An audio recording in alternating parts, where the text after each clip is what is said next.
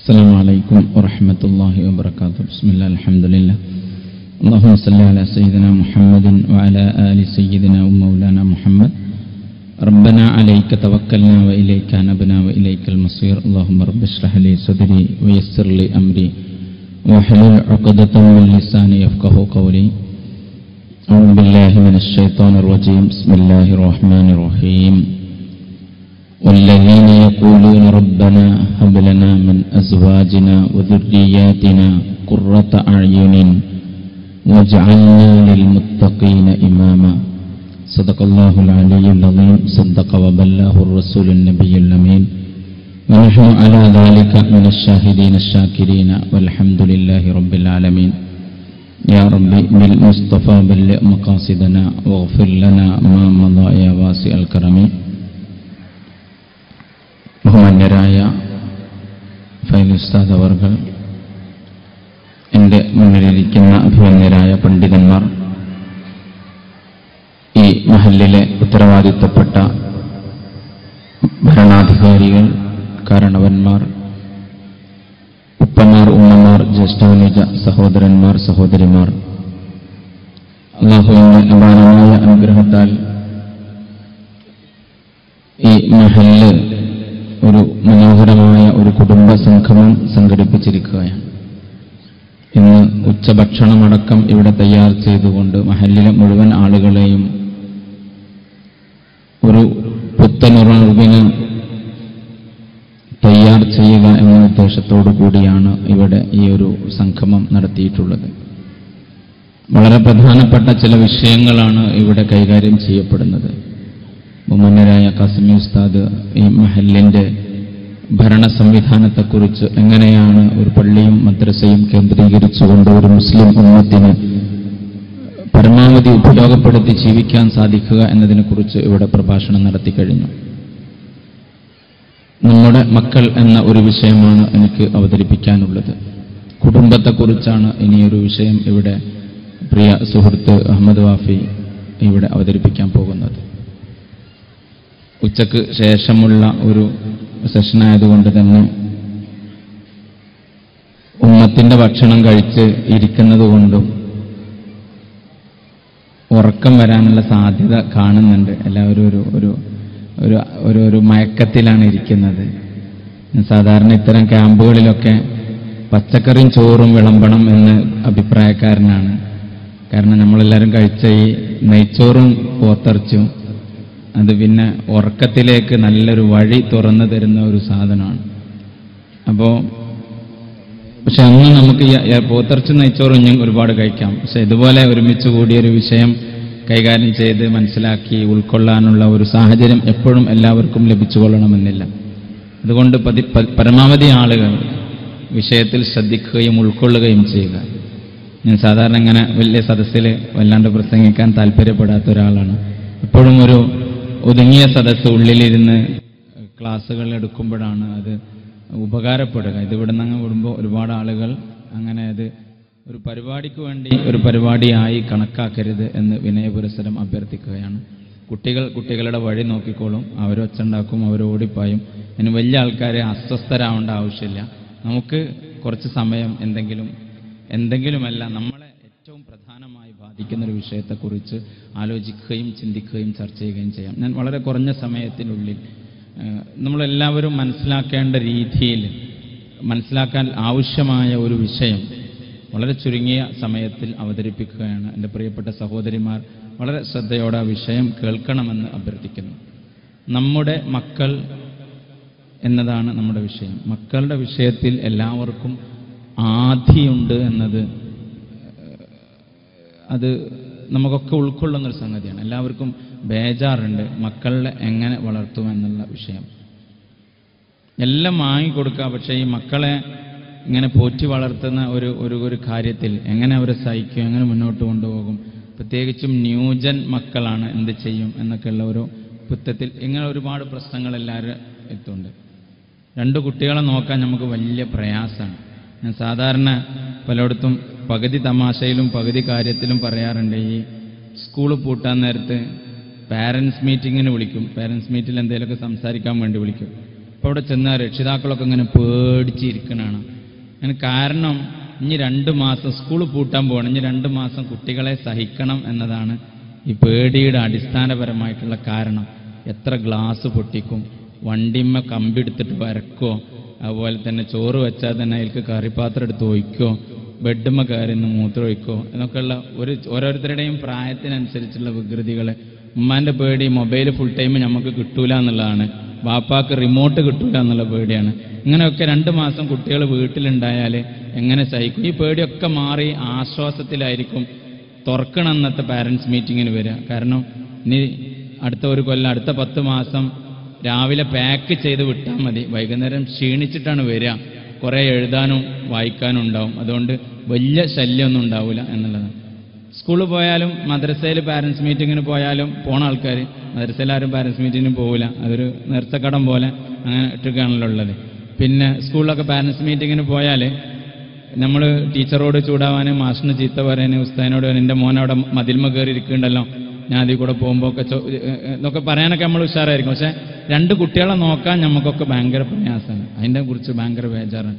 എന്ത് വേണമെങ്കിലും ചോദിച്ച മോനെ ഞാൻ വാങ്ങിത്തരാം എന്നുള്ള ഒരു രീതിയിലാണ്. ഉമ്മമാർക്ക് കുട്ടികളെ കുട്ടികളെ ഏറ്റവും കൂടുതൽ ഭീഷണിപ്പെടുത്തുന്നത് ഉമ്മമാരാണ്. എത്ര പൈസ നമ്മൾ വീട്ടിൽ അയച്ചു കൊടുത്താലും എന്താ പൈസ കാണാത്തെന്ന് വെച്ചാൽ മോനെ 5000 റുപ്യ ടൂറിന് കൊണ്ടുപോയി, 500 റുപ്യ ടൈം ടേബിളിന് കൊണ്ടുപോയി, പിന്നെ അങ്ങനെ ഓരോന്നിനും വന്നിട്ട് ഉമ്മാനോട് പൈസ കൊടുത്തിട്ടില്ലെങ്കിൽ പിന്നെ മോനെ ആത്മഹത്യ ചെയ്യുമെന്നൊക്കെയുള്ള പേടി. അങ്ങനെയൊക്കെയുള്ള എന്താ ചെയ്യാമെന്നും പറയാൻ പറ്റില്ല. ന്യൂജൻ ആണെന്നൊരു പേരും കിട്ടിയിട്ടുണ്ടല്ലോ, എന്തും ചെയ്യാന്നുള്ളതാണ് ഈ ന്യൂജനിൻ്റെ അർത്ഥം എന്നുള്ളതാണ് നമ്മൾ മനസ്സിലാക്കിയിട്ടുള്ളത്. അപ്പോൾ ഇതിൻ്റെയൊക്കെ ഇടയിൽ എങ്ങനെയാണ് വളരെ സന്തോഷകരമായി നമ്മുടെ മക്കളോടൊപ്പം ഖുർആൻ പറഞ്ഞ വളരെ മനോഹരമായൊരു പ്രാർത്ഥനയുണ്ട്. അതാണ് ഞാൻ തുടക്കത്തിൽ പറഞ്ഞത്.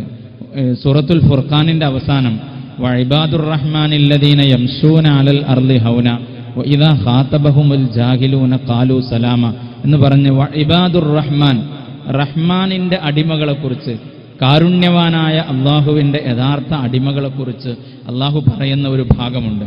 അവർ ഭൂമിയിൽ വളരെ ഹമ്പിളായി, വളരെ സിമ്പിളായി, വളരെ താഴ്മയോടെയും വിനയത്തോടെയും നടക്കും. അവർ സ്വതക്ക ചെയ്യും, അവർ പിശുക്കന്മാരല്ല, അവർ മദ്യപിക്കൂല, വ്യഭിചരിക്കൂല, ആളെ കൊല്ലൂല എന്നൊക്കെ പറഞ്ഞിട്ട് വല്ലദീന യഖൂലൂന റബ്ബന ഹബ് ലനാ മിൻ അസ്വാജിന വദുർരിയാതിന ഖുർറത അഅ്യുനിൻ വജ്അൽനാ ലിൽ മുത്തഖീന ഇമാമ.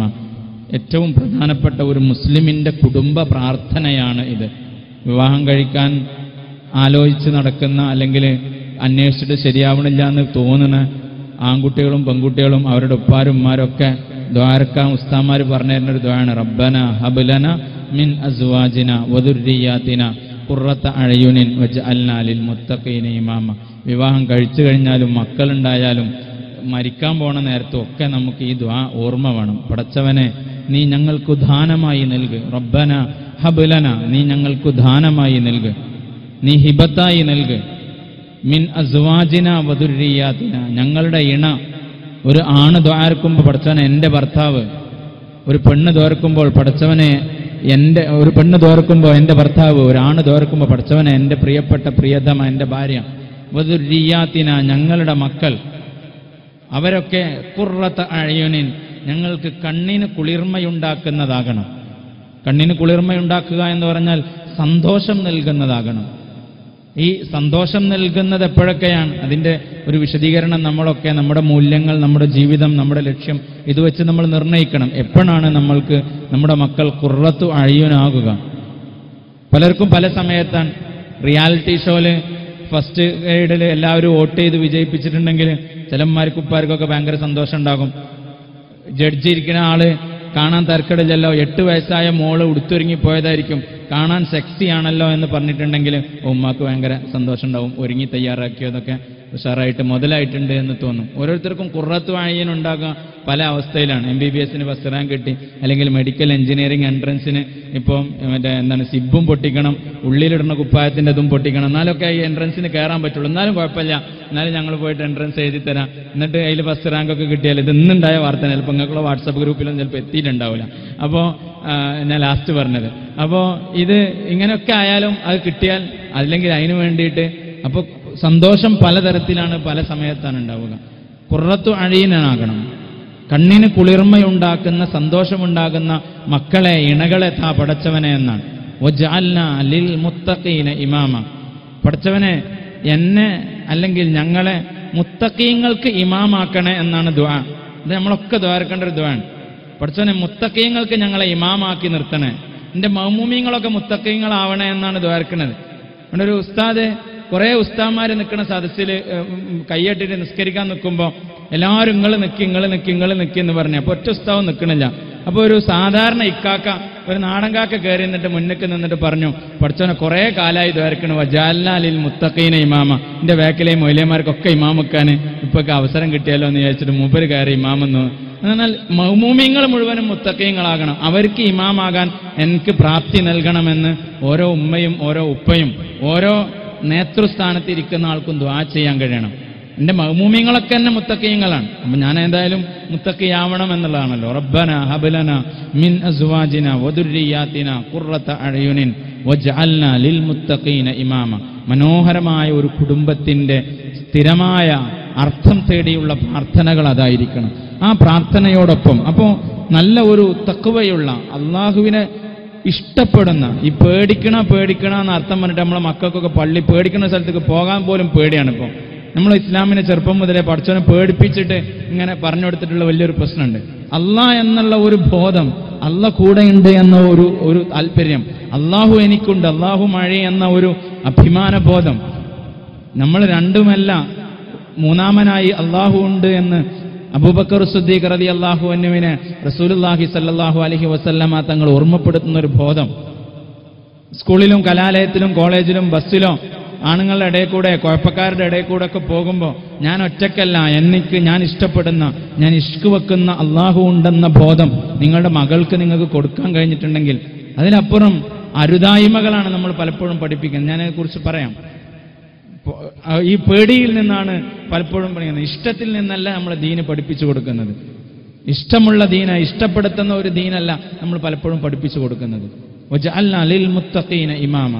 മുത്തഖീങ്ങളായ അള്ളാഹുവിനെ ഇഷ്ടപ്പെടുന്ന, അള്ളാഹുവിന് വേണ്ടി എന്തും ചെയ്യാൻ താല്പര്യപ്പെടുന്ന, അള്ളാഹുവിൻ്റെ ഇഷ്ടം പ്രതീക്ഷിച്ച് നന്മകൾ പഠിക്കുന്ന ഒരു മകനെ ഒരു കാര്യം ചെയ്യരുതെന്ന് പറഞ്ഞ് പേടിപ്പിക്കുന്നതിനപ്പുറം അള്ളാഹുവിന് ഇഷ്ടമില്ല, റസൂലുള്ളാഹി സ്വല്ലല്ലാഹു അലൈഹി വസല്ലമ തങ്ങൾക്ക് ഇഷ്ടമില്ല എന്ന വാക്കുകൾ കുടുംബത്തിൽ വ്യാപകമാവുകയാണെങ്കിൽ ഇത് രണ്ടും കൊടുക്കുന്ന എനർജി, ശക്തി വ്യത്യസ്തമാണ്. ഒന്ന് അള്ളാഹു എന്ന ഒരു ഒപ്പമുണ്ടെന്ന തോന്നലാണ്. വജഅൽനാ ലിൽ മുത്തഖീന ഇമാമ. ഈ ഒരു പ്രാർത്ഥനയിലൂടെയായിരിക്കണം നമ്മളെപ്പോഴും നിരന്തരമായി നിലകൊള്ളേണ്ടത്. മക്കൾ ആയുസ് വർദ്ധിപ്പിക്കുക എന്ന് പറയുന്നൊരു വാക്ക് സാധാരണ ഉപയോഗിക്കാറുണ്ട്. പടച്ചവനെ ആയുസ് വർദ്ധിപ്പിച്ചു തരണേ എന്ന്, ആയുസ്സിൽ ബർക്കത്ത് നൽകണേ എന്നൊരു ദുആ ചെയ്യാറുണ്ട്. ആയുസ്സിൽ ബർക്കത്ത് ചെയ്യണേ പടച്ചവനെ. ഒരുപാട് ആളുകൾക്ക് ആയുസ്സിൽ ബർക്കത്ത് ചെയ്യുന്നതിനെ കുറിച്ച് വന്യരായ ചെറുശ്ശേരി ഉസ്താദ് അല്ലാഹു യർഹംഹു, അല്ലാഹു സുബ്ഹാനഹു വ തആല പരലോകത്തെ ദറജ ഉയർത്തി കൊടുക്കുമാറാകട്ടെ, ഉസ്താദ് എപ്പോഴും പറയാറുണ്ട്, ആയുസ് വർദ്ധിക്കുക എന്ന് പറഞ്ഞാൽ 85-90 വയസ്സ് വരെ ജീവിച്ച് 90ാമത്തെ വയസ്സിൽ ICUയിൽ കൊണ്ടിട്ടിട്ട് 4 മാസം ICUയിൽ തന്നെ കിടന്ന്, എന്നിട്ട് അവിടെ നിന്ന് ആരും കാണാണ്ട് മരിച്ചു കൊണ്ടുവന്ന്. അപ്പോഴും മോനെ അഭിമാനമാണ് ICUയിൽ കിടന്നിട്ട്. അപ്പോൾ നമ്മൾ അധികം മരിക്കണത് ICUയിൽ കിടന്ന് മരിക്കലപ്പോൾ സമയം നല്ലൊരു മരണം നമുക്കാ കൊടുക്കാൻ പറ്റുക, നമ്മൾ കൊടുക്കണില്ല. അപ്പോൾ അങ്ങനെയൊക്കെ ആയാൽ ആ ഒരു സാധനമൊക്കെ സ്മേഹത്ത് ഫിറ്റ് ചെയ്തിട്ട് 2 ശ്വാസം ഏറെ കിട്ടിയാൽ ദീർഘായുസ് ഉണ്ടായി എന്നപ്പോൾ നമ്മൾ വിചാരിക്കുന്നത്. ദീർഘായുസ് പറഞ്ഞാൽ അങ്ങനെയല്ല, ഉപകാരപ്പെടുന്ന ഒരുപാട് സ്ഥലത്ത് ദീർഘായുസ് അല്ലെങ്കിൽ ബറക്കത്ത് എന്ന് പറയുന്നതിനെ കുറിച്ച് പറയുന്നത് നമ്മളുടെ അസറുകൾ ഒരുപാട് ഉണ്ടായി എന്നുള്ളതാണ്. ചിലപ്പോൾ 30 വയസ്സ് വരെ ജീവിച്ചിട്ടുള്ളൂ, പക്ഷെ ജീവിച്ച കാലം ഒരുപാട് ആളുകൾക്ക് ഉപകാരപ്പെട്ടു, ഒരുപാട് ആളുകളെ സഹായിച്ചു, ഒരുപാട് ആളുകൾക്ക് അനുഗ്രഹമുണ്ടായി. ഒരു വാക്ക് പറഞ്ഞാൽ തന്നെ എപ്പോഴും അധികം വർത്താനം പറഞ്ഞില്ല, പറഞ്ഞ വാക്കുകൾ ഉപകാരപ്പെടുന്ന 90 വയസ്സ് വരെ കുറേ ഫിത്തനയും ഫസാദും ഉണ്ടാക്കി ജീവിച്ചിട്ട് എന്താ കാര്യം? അപ്പൊ ആയുസ് ഉപകാരപ്പെടുക എന്നുള്ളതാണ്. ഈ ആയുസ് ഉപകാരപ്പെടുന്നതിന് വളരെ പ്രധാനപ്പെട്ട ഒരു അർത്ഥം എന്ന് പറയുന്നത് തലമുറകളിലൂടെ നല്ല മക്കൾ ഉണ്ടാവുക എന്നതാണ്. മക്കൾ ഉഷാറാണ്, മക്കളുടെ മക്കൾ ഉഷാറാണ്, അതിൻ്റെ അപ്പുറത്തെ മക്കൾ ഉഷാറാണ്. അല്ലെങ്കിൽ ഇൽമിന്റെ മേഖലയിൽ നിലനിൽക്കുന്ന ആളുകൾക്ക് അവർ വലിയ മഹാന്മാരായി നിലനിൽക്കും. അവർക്ക് എല്ലാ കാലത്തും ഇമാം നവവി റളിയല്ലാഹു അൻഹു നിങ്ങൾക്ക് എല്ലാവർക്കും അറിയാം. നമ്മൾ പ്രാർത്ഥിക്കാൻ 13ാം നൂറ്റാണ്ടിൽ ജീവിച്ച ഒരു മനുഷ്യന് വേണ്ടി 21ാം നൂറ്റാണ്ടിൽ ജീവിച്ച നമ്മൾ ദുആ ചെയ്യാൻ, പഠിച്ചവനെ നീ അനുഗ്രഹിക്കണേ എന്ന പ്രാർത്ഥന ഉണ്ടാവണം. ചെറുശ്ശേരി സാഹിബ് എപ്പോഴും പറയും, നവവി ഇമാമിന്റെ വയസ്സ് തീരുമാനിച്ചിട്ടില്ല, ഇപ്പോഴും ജീവിക്കുന്നതാണ്. ആളുകളുടെ മനസ്സിൽ പ്രാർത്ഥനകളിൽ ജീവിച്ചുകൊണ്ടേയിരിക്കുകയാണ്. അപ്പൊ ഈ ജീവനാണ് മക്കൾ ഒരു തലമുറക്ക് തുടക്കം കുറിക്കുകയാണ്. അപ്പോൾ അവരുടെ മക്കൾ നിങ്ങളിപ്പോൾ ഈ നാട്ടിലൊക്കെ ഇങ്ങനെ ആലോചിച്ച് നോക്കി, ഓരോ തലമുറയിലെ മക്കൾ ഇങ്ങനെ വിശാലമായി വന്നതായിരിക്കും. കഴിഞ്ഞതിൽ 10 ഉണ്ടാവും, ഇപ്പൊ 2 വേണോന്ന് ആലോചിച്ചുകൊണ്ടിരിക്കുകയാണ്. ആ ഒരു വ്യത്യാസം ഉണ്ടാവും. എന്നാലും തലമുറകളിൽ ഇങ്ങനെ നിലനിൽക്കുക എന്നുള്ളതാണ്. അപ്പോൾ അതിലൊക്കെ കുടുംബത്തിലെല്ലാം ആരൊക്കെ നന്മകൾ ചെയ്യുന്നോ അതിലൊക്കെ അവിടേക്ക് പ്രാർത്ഥനകൾ വരുന്നുണ്ട്. മരിച്ചുപോയാൽ പോലും അതാണ്. ഇദാ മാതൽ മർഉ ഇൻ മാത റജുലു ഇൻ ഖതഅ അൻഹു അമലുഹു ഇല്ലാ മിൻ സലാത്ത്. ഒരാൾ മരിച്ചുപോയാൽ അയാളുടെ സകല പ്രവർത്തനങ്ങളും മുറിഞ്ഞുപോയി, അയാൾക്ക് ഇനിയൊന്നും പ്രവർത്തിക്കാനില്ല. സ്വത്ത് പോലും അയാളുടേതല്ല. ഞാൻ മരിച്ചാൽ എൻ്റെ പേരിൽ എത്ര ഏക്കർ ഭൂമി ഉണ്ടെങ്കിലും, എത്ര ഷോപ്പിംഗ് കോംപ്ലക്സ് ഉണ്ടെങ്കിലും, എത്ര പൈസ ബാങ്ക് ബാലൻസ് ഉണ്ടെങ്കിലും, ഞാൻ മരിച്ചാൽ എൻ്റെ ഓണർഷിപ്പ് ഓട്ടോമാറ്റിക്കലി നഷ്ടപ്പെട്ടു. ഞാൻ ഓണറല്ല, എൻ്റെ മക്കളാണ് അതിൻ്റെ ഓണേഴ്സ്. ഇത്രയേ ഉള്ളൂ എൻ്റെ എല്ലാ സാധനങ്ങളും. ഇനി മക്കള് സദക്ക ചെയ്യാൻ താല്പര്യപ്പെടുകയാണെങ്കിൽ ഓക്കെ, ഇല്ലെങ്കിൽ ഞാൻ ജീവിച്ചു ഉപയോഗിച്ചത് എൻ്റെതാണ്. നമുക്ക് ആ വിഷയത്തിൽ കുറച്ച് സ്വാർത്ഥത, ആ വിഷയത്തിൽ മക്കൾ വളർത്തുമ്പോൾ, മക്കളെക്കുറിച്ച് ആലോചിക്കുമ്പോൾ, എല്ലാം മറന്ന് ഭൂലോകം ദുന്യാവുണ്ടാക്കാൻ വേണ്ടി ഓടി നടക്കുമ്പോൾ, അവിടെ നന്മയും തിന്മയും ഒക്കെ മറക്കുമ്പോൾ, മക്കളെ തല്ലുകൂടാനുള്ള കുറച്ച് മക്കളും അവർക്ക് തല്ലുകൂടാനുള്ള കുറച്ച് സ്വത്തും മാത്രമാണോ നമ്മൾ ഉണ്ടാക്കി വച്ചിരിക്കുന്നതെന്ന് ആലോചിക്കണം നമ്മളെപ്പോഴും. ഇൻ ഖതഅ അൻഹു അമലുഹു ഇല്ലാ മിൻ സലാത്ത് വലദുൻ സാലിഹുൻ യദ്ഉ ലഹു. ഒന്ന്, പ്രാർത്ഥിക്കുന്ന സന്താനം എന്നല്ല നബി സല്ലല്ലാഹു അലൈഹി വസല്ലമ തങ്ങൾ പറഞ്ഞത്, പ്രാർത്ഥിക്കുന്ന സാലിഹായ സന്താനം എന്നാണ്. പ്രാർത്ഥിക്കുന്ന സാലിഹായ സന്താനം ഉണ്ടാവുക എന്നുള്ളത് പ്രധാനമാണ്. അപ്പൊ നമ്മളൊക്കെ അപ്പുറത്തവന്റെ മക്കളുടെ പേരിൽ നമ്മൾ ആരും നോക്കേണ്ട ആവശ്യമില്ല. നമ്മൾ എങ്ങനെയാണ് നമ്മുടെ മക്കൾ നോക്കേണ്ട ആവശ്യമില്ല എന്ന് പറഞ്ഞില്ല. നമ്മളൊരു മഹല്ലിന്റെ ഉത്തരവാദിത്തം തന്നെ, നമ്മൾക്ക് ഇങ്ങനെയൊക്കെ ജീവിക്കാനുള്ള സാഹചര്യം ഒരുങ്ങിയ തന്നെ മുസ്ലിം ഉമ്മത്ത് ജമാഅത്തായി ജീവിക്കുന്നവരാണ്. അപ്പോൾ എനിക്കെൻ്റെ മക്കൾക്ക് ശരിയായ രീതിയിൽ കാര്യങ്ങൾ പറഞ്ഞ് മനസ്സിലാക്കി കൊടുക്കാൻ കഴിഞ്ഞില്ല എന്ന് വരും. എല്ലാ രക്ഷിതാക്കളും ഒരേപോലെ ധാരണയുള്ളവരല്ല, പ്രശ്നങ്ങൾ മനസ്സിലാക്കാൻ കഴിയുന്നവരല്ല, കുട്ടികളുടെ പ്രശ്നങ്ങളിൽ പരിഹാരം നിർദ്ദേശിക്കാൻ കഴിയുന്നവരല്ല. അതിനാണ് ഈ ഒരു ജമാഅത്തായി ജീവിക്കുമ്പോൾ, ഒരു സാമൂഹികമായി ജീവിക്കുമ്പോൾ, ഈ നാട്ടിൽ ജീവിക്കുന്ന ആളുകൾക്കടക്കം ഒരു ഉത്തരവാദിത്തമുണ്ട്. മക്കൾ വളരുന്നത് നമ്മളെ കണ്ടാണ്, നമ്മുടെ ഇടയിലാണ്, കാര്യങ്ങൾ മനസ്സിലാക്കിയിട്ടാണ്. അതുകൊണ്ട് ഇത് വളരെ ഗൗരവമായൊരു വിഷയമായി നമ്മളിതിനെ മനസ്സിലാക്കണം. അള്ളാഹു നൽകിയ വലിയ ഉത്തരവാദിത്തമാണ്, വലിയ അമാനത്താണ് തർബിയത്തുൽ ഔലാദ്, മക്കളെ വളർത്തുക എന്നുള്ളത്. ഒരു ആമുഖം കൂടി ആ വിഷയത്തിൽ പറയാൻ താല്പര്യപ്പെടുന്നത്, ഇത് നമ്മൾ ബാങ്ക് കൊടുക്കുക, നിസ്കരിക്കുക, പിന്നെയും ബാങ്ക് കൊടുക്കുക, പിന്നെയും നിസ്കരിക്കുക, പിന്നെയും ബാങ്ക് കൊടുക്കുക, പിന്നെയും നിസ്കരിക്കുക, റമദാൻ വന്നാൽ നോമ്പ് വെക്കുക, കുറച്ചൊക്കെ സക്കാത്തും കൊടുക്കുക, സദക്ക കൊടുക്കുക, ഇങ്ങനെയൊക്കെ ആയാൽ നമ്മളൊക്കെ ദീന് പൂർത്തിയായി എന്ന് നമ്മൾ വിചാരിച്ചു പോവാണ്. ദീനിന്റെ അടിസ്ഥാനപരമായ ഘടകങ്ങളെ തൂണ് വെക്കണുള്ളൂ. അസ്സലാത്തു ഇമാദുദ്ദീൻ എന്ന് റസൂലുള്ളാഹി സ്വല്ലല്ലാഹു അലൈഹി വസല്ലം തങ്ങൾ പറഞ്ഞു. അത് വേണം, നിർബന്ധമാണ്. നിസ്കാരം ദീനിന്റെ തൂണാണ്, ഇമാദാണ്. നിർബന്ധമായ കാര്യങ്ങളിൽ അടിസ്ഥാനപരമായ ഇബാദത്തുകളിൽപ്പെട്ടതാണ്. മനുഷ്യനല്ലാത്തയും ഒരുപാട് ഉത്തരവാദിത്തങ്ങളുണ്ട്. മുസ്ലിം എന്ന് പറഞ്ഞാൽ ഓരോ കാര്യങ്ങളിലും അവർക്ക് ജീവിക്കാനുള്ള ഒരു മാർഗമുണ്ട്. സർട്ടിഫിക്കറ്റിൽ എഴുതി വെക്കാനോ, റേഷൻ കാർഡിൽ എഴുതി വെക്കാനോ, പാസ്പോർട്ടിൽ ഇസ്ലാം മാപ്പിളാന്ന് എഴുതി വെക്കാനോ, കുറച്ച് സംവരണം വാങ്ങാനോ, അടി വാങ്ങാനും കൊടുക്കാനുള്ള സാധനം എന്നല്ല മുസ്ലിം ഇസ്ലാം എന്ന് പറയുന്നത്. മുസ്ലിം എന്ന് പറഞ്ഞാൽ അള്ളാഹുവിനെ തന്നെ സബ്മിറ്റ് ചെയ്യുന്ന ആൾ എന്നുള്ളതാണ്. ഓരോ കാര്യത്തിലും എല്ലാ കാര്യങ്ങളിലും ദീന് നമുക്ക് മാർഗങ്ങൾ പഠിപ്പിച്ചു തന്നിട്ടുണ്ട്. അള്ളാഹുവിനോട് നേരിട്ടുള്ള കടപ്പാടുകളുണ്ട്. നമ്മുടെ ചുറ്റുഭാഗവും ജീവിക്കുന്ന ആളുകളോട് കടപ്പാട്. ഉപ്പാനോട്, ഉമ്മാനോട്, ഉമ്മായുടെ കാലടിയിലാണ് സ്വർഗമെന്ന് പറയുന്നത്. അതുകൊണ്ടാണ് വഖദാ റബ്ബുക അല്ലാ തഅബുദു ഇല്ലാ ഇയ്യാ വബിൽ വാലിദൈനി ഇഹ്സാന. അള്ളാഹുവിന്റെ ഇബാദത്തിനോട് ചേർത്ത് മാതാപിതാക്കളോടുള്ള കടമ എഴുതി വെച്ചത് അതുകൊണ്ടാണ്. ഈ നിസ്കരിക്കുന്ന നിസ്കാരം സ്വീകരിക്കണമെങ്കിൽ ഇന്ന സ്വലാത്ത തൻഹാ അനിൽ ഫഹ്ശാഇ വൽ മുൻകർ, പിന്നെ ഫാഹിഷത്ത് ചെയ്യാൻ പാടില്ല, മുൻകറായ കാര്യങ്ങൾ ചെയ്യാൻ പാടില്ല. അങ്ങനെ നിസ്കരിച്ച് സലാം വീട്ടിൽ പോണ ഒരാള് ബാപ്പാനിമ്മാനി നോക്കണില്ലെങ്കിൽ, ഉമ്മാനെ ചീത്ത പറഞ്ഞവനാണെങ്കിൽ, മക്കളെ നേരാൻ വഴിയിൽ നടത്താൻ ചിന്തിക്കുകയും അതിനെക്കുറിച്ച് ആലോചിക്കാത്തവനുമാണെങ്കിൽ, അങ്ങനെ അലുമ്മജറ ഒരുപാട് കാര്യങ്ങൾ ചെയ്യുന്നവനാണെങ്കിൽ നിസ്കാരത്തെക്കുറിച്ച് പുനർവിചിന്തനം നടത്തണം. നിസ്കാരം ശരിയായിക്കണോ ഇല്ല നോക്കണം. ഇന്ന സ്വലാത്ത തൻഹാ അനിൽ ഫഹ്ശാഇ വൽ മുൻകർ, നിശ്ചയമായും നിസ്കാരം, ദി പ്രയർ, ദി സ്വലാ, അസ്സലാ, നിസ്കാരം തൻഹാ അനിൽ ഫഹ്ശാഇ വൽ മുൻകർ. അപ്പൊ ദീനിലെ എല്ലാ കാര്യങ്ങളിലും മുഅ്മിനിന്റേതായ ഒരു വഴികളുണ്ട്. അത് വളരെ കൃത്യമായി നിർവചിക്കപ്പെട്ടൊരു വഴിയാണ്. ഈ ലോകത്ത് മനോഹരമായി ജീവിക്കാൻ സാധിക്കുന്ന ഏത് വിഭാഗത്തിന്റെ കൂടെയും ഏതാളുകളുടെയും കൂടെയും ജീവിക്കാൻ സാധിക്കുന്ന ഒരു വഴിയാണ്. മറ്റു ആരെയും ബുദ്ധിമുട്ടിക്കാത്ത വഴിയാണ്.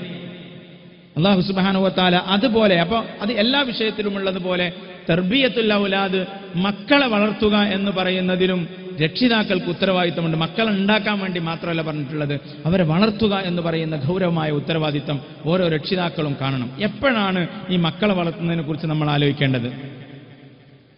മക്കൾ പ്രസവിച്ചതിന് ശേഷം, LKG യിലും UKG യിലും ചേർക്കാൻ പ്രായമാകുമ്പോഴോ, 10ാം ക്ലാസ് പാസ്സാകുമ്പോഴോ, ഗർഭം ധരിക്കുമ്പോഴോ അല്ല, വിവാഹം ആലോചിക്കുമ്പോൾ നിങ്ങളുടെ രക്ഷാകർതൃത്വം തുടങ്ങുന്നുണ്ട് എന്നതാണ്. അതുകൊണ്ട് തന്നെ മക്കളുടെ വിവാഹ കാര്യങ്ങൾ ആലോചിക്കുമ്പോഴും ഓരോരുത്തരും അവരവരുടെ വിവാഹത്തെക്കുറിച്ച് ചിന്തിക്കുമ്പോഴും എൻ്റെ ചെറുപ്പക്കാരായ സഹോദരന്മാർ സഹോദരിമാരൊക്കെ ആലോചിക്കേണ്ടത് ഫേസ്ബുക്കിലിട്ടാൽ 4 ലൈക്ക് കിട്ടുമോ, നല്ലൊരു പ്രൊഫൈൽ പിക്ചർ ആക്കാൻ പറ്റുമോ എന്നുള്ളതല്ല. കൂട്ടുകാരനോടെ ചോദിക്കണം, ഇത് കണ്ടടാ എനിക്ക് ഇഷ്ടപ്പെട്ടെന്ന്. അവനവനാണ് ഇഷ്ടപ്പെടേണ്ടത്. ആ ഇഷ്ടം കേവലമായ മുഖത്തിന്റെ ഇഷ്ടം പോലുമല്ല. ഫൗഫർ ബിദാത്തിദ്ദീൻ, ഒരു നല്ല സാലിഹത്തായ ഒരു സാലിഹായ ഒരാണിനെ തന്റെ ജീവിതത്തിലേക്ക് കൊണ്ടുവരിക എന്നുള്ളത് വളരെ പ്രധാനപ്പെട്ടതാണ്. എന്തുകൊണ്ട്? വിവാഹം കഴിക്കുന്നത് കേവലം എപ്പോഴും ലൈംഗികമായ ബന്ധം പുലർത്താനുള്ള, അത് ജീവിതത്തിന്റെ ഒരു ഭാഗം മാത്രമാണ്. എപ്പോഴും 24 മണിക്കൂർ അത് നടത്തിക്കൊണ്ടിരിക്കല്ലേ മനുഷ്യന്മാർ ചെയ്യാം. ഇതൊരു സംവിധാനമാണ്. ഇതിൽ ഒരുപാട് ഉത്തരവാദിത്തമുണ്ട്. ഇപ്പോൾ പുതുക്കായിരിക്കും, ഹണിമൂണായിരിക്കും, മധുവിധുകാലായിരിക്കും, കുറച്ച് ടൂറൊക്കെ പോകും, കുറച്ച് കഴിഞ്ഞാൽ കുട്ടികളാവും, പിന്നെ പെരനെ കുറിച്ചിട്ട് ആലോചിക്കും, പിന്നെ മക്കളുടെ വിദ്യാഭ്യാസത്തെ കുറിച്ച് ആലോചിക്കും. ഇങ്ങനെ ജീവിതം ഇങ്ങനെ മുന്നോട്ട് പോവാൻ അതിൽപ്പെട്ട ഒരു സംവിധാനം മാത്രമാണ്. ഇതിലൊക്കെ മക്കൾക്ക് വളരാനുള്ള ഒരു വലിയ സംവിധാനം അള്ളാഹു വിവാഹത്തിലൂടെ ഒരുക്കുന്നു. അപ്പോൾ മക്കളുടെ അവകാശത്തിൽപ്പെട്ടതാണ് നല്ല ഒരു ഉമ്മയെയും ഉപ്പയെയും കിട്ടുക എന്നുള്ളത്. നിങ്ങൾക്ക് പ്രൊഫൈൽ പിക്ചർ ആക്കാൻ പറ്റുമെന്നോ, ബാപ്പാക്ക് അഭിമാനം പറയാൻ പറ്റുമെന്നോ, നിശ്ചയത്തിനൊക്കെ കുപ്പായിട്ട് പോകാൻ നിൽക്കുന്ന ആൾക്കാരൊക്കെ സാധാരണ ചോദിക്കുന്ന ചില ചോദ്യങ്ങളുണ്ട്. നിശ്ചയമൊക്കെ നടത്തണം, അത് ദീനിന്റെ ഭാഗത്തിൽപ്പെട്ടതാണ്. വളരെ ഉത്തരവാദിത്തമുള്ളൊരു സംഗതിയാണിത്. കേവലം വണ്ടിയിലിരുന്ന് പോയി പോരാനുള്ളതല്ല. 2 കുടുംബങ്ങൾ തമ്മിൽ അന്വേഷിക്കണം. ഖിത്ബത്ത് സുന്നത്താന്ന് പറഞ്ഞു. എന്താ ഈ വിവാഹം എന്ന് പറയുന്നത്? മക്കളുടെ വളർച്ചയ്ക്ക് കൂടി ഒരു തലമുറയുടെ, ഒരു നാട്ടിന്റെ, ഒരു സമൂഹത്തിന്റെ തുടർച്ചയായ ഉന്നമനത്തിനോ പുരോഗതിക്കോ അധോഗതിക്കോ അത് കാരണമാകുമെന്നുള്ളത് കൊണ്ട് തുടങ്ങുന്നത് വിവാഹം കഴിക്കാൻ ആലോചിക്കുമ്പോൾ ചിന്തിക്കണം. അതുകൊണ്ടാണ് ഖിത്ബത്ത്, പ്രൊപ്പോസൽ നടത്തുന്നത് സുന്നത്താണെന്ന് ദീന് പഠിപ്പിച്ചത്. നിസ്സാരമായി കാണരുത്. 2 കുടുംബങ്ങൾ തമ്മിൽ അന്വേഷിക്കണം. കൊമ്പുണ്ടോന്നല്ല നോക്കേണ്ടത്, യോജിക്കുമോ എന്ന് നോക്കണം, ദീനുണ്ടോ എന്ന് നോക്കണം. സമ്പത്തും കാര്യങ്ങളൊക്കെ പരിഗണിക്കപ്പെടാം. കാരണം അതൊക്കെ എന്തിനു വേണ്ടി പരിഗണിക്കണം? ഇവർ 2 പേരും വിവാഹിതരായി കഴിഞ്ഞാൽ പരമാവധി ഡൈവോഴ്സ് ആവാൻ പാടില്ല. നല്ല ചേർച്ചയുണ്ടാകണം, നല്ല ബന്ധമുണ്ടാകണം. ഏറ്റവും കൂടുതൽ ജുവനൈൽ ഡെലിക്കന്റ് ആകുന്ന ജുവനൈൽ ഹോമുകളിലൊക്കെ പോകുന്ന കുട്ടികളുടെ വലിയൊരു പ്രശ്നം ബാപ്പയും ഉമ്മയും തമ്മിൽ എന്നും പ്രശ്നത്തിലാണെന്നുള്ള. ഓടിപ്പോകുന്ന മക്കൾ, പ്രണയങ്ങളിൽ, ഒരിക്കലും യാഥാർത്ഥ്യമല്ലാത്ത പ്രണയങ്ങളിൽ പെട്ടുപോകുന്ന മക്കൾ, സെക്സ് റാക്കറ്റുകളിൽ പെട്ടുപോകുന്ന മക്കൾ, പലരുടെയും ഇരുത്തി സംസാരിക്കുമ്പോൾ എന്റെ മോളെ ഇങ്ങനെ ആയത്, എന്റെ മോനെ നീ ഇങ്ങനെ ആയതെന്ന് ചോദിച്ചാൽ അവരുടെ കുടുംബ പശ്ചാത്തലങ്ങൾ നോക്കിയാൽ വീട്ടിൽ സുഖം ഉണ്ടാവില്ല, ഉമ്മി വാപ്പി യോജിപ്പുണ്ടാവില്ല. വാപ്പ ഒരു കൊച്ചിക്കും അമ്മ കൊയിലാണ്ടിക്കും ആയിരിക്കും സ്ഥിരമായിട്ട് സഞ്ചരിക്കുന്നുണ്ടാവില്ല, ഒരു ബന്ധമുണ്ടാവില്ല. ومن آياته أن خلق لكم من أنفسكم أزواجا لتسكنوا إليها وجعل بينكم مودة ورحمة إن في ذلك لآيات لقوم يتفكرون. അല്ലാഹുവിന്റെ അപാരമായ ദൃഷ്ടാന്തങ്ങളിൽപ്പെട്ടതാണ്. അൻ ഖലഖ ലക്കും മിൻ അൻഫുസിക്കും അസ്വാജൻ ലിതസ്കുനു ഇലൈഹ. കുടുംബത്തെക്കുറിച്ച് ഇതിനു ശേഷമുള്ള വിഷയം വരാൻ പോകുന്നുണ്ട്. നല്ല ബന്ധമുള്ളതായിരിക്കണം. അതിന് എവിടെ നിന്ന് ആലോചിക്കണം? വിവാഹം കഴിക്കുമ്പോഴേക്കാം. കാരണം എന്താ? ഇവർ യോജിച്ചു പോകണം. ആ യോജിപ്പിന് വേണ്ടിയിട്ടാണ് ദീന് കഫാഅത്ത് എന്ന് പറയുന്ന ഒരു മസല പഠിപ്പിച്ചത്. ഇവർ യോജിപ്പുണ്ടാവണം. എന്താ കഫാഅത്തിന്റെ മസല പറഞ്ഞത്? ഒരു ബിസിനസ്സുകാരന്റെ കുടുംബത്തിൽ നിന്ന് ഒരു ജോലിക്കാരന്റെ കുടുംബത്തിലേക്ക് അങ്ങോട്ടോ ഇങ്ങോട്ടോ വിവാഹം കഴിക്കുമ്പോൾ ഒന്ന് ആലോചിക്കണം, ഇവർ യോജിച്ചു പോകുന്ന കാര്യം. കാരണം ബിസിനസ്സുകാരന്റെ വീട്ടിൽ സമ്പത്ത് എപ്പോഴും വന്നു പോയിക്കൊണ്ടിരിക്കും. ചിലത് ഉറക്ക വാങ്ങും, ചിലത് മെല്ലെ വാങ്ങും, ചിലത് ഒന്നായിട്ടാണ് പൈസ കൊടുത്ത് വാങ്ങും. എന്നാൽ ശമ്പളക്കാരന്റെ വീട്ടിൽ ഓന് ഒരു 10,000 രൂപയാണ് ശമ്പളമെങ്കിൽ കൃത്യമായി കണക്കായിരിക്കും. 1-ാം തീയതി 2-ാം തീയതി 3-ാം തീയതി പാലിന്റെ പൈസ ഒക്കെ കൃത്യമായിട്ട് എഴുതി വെച്ചിട്ട് 15-ാം തീയതി 16-ാം തീയതി 20-ാം തീയതി ആകുമ്പോഴത്തേന് ഏകദേശം പൈസ ഒക്കെ തീരും.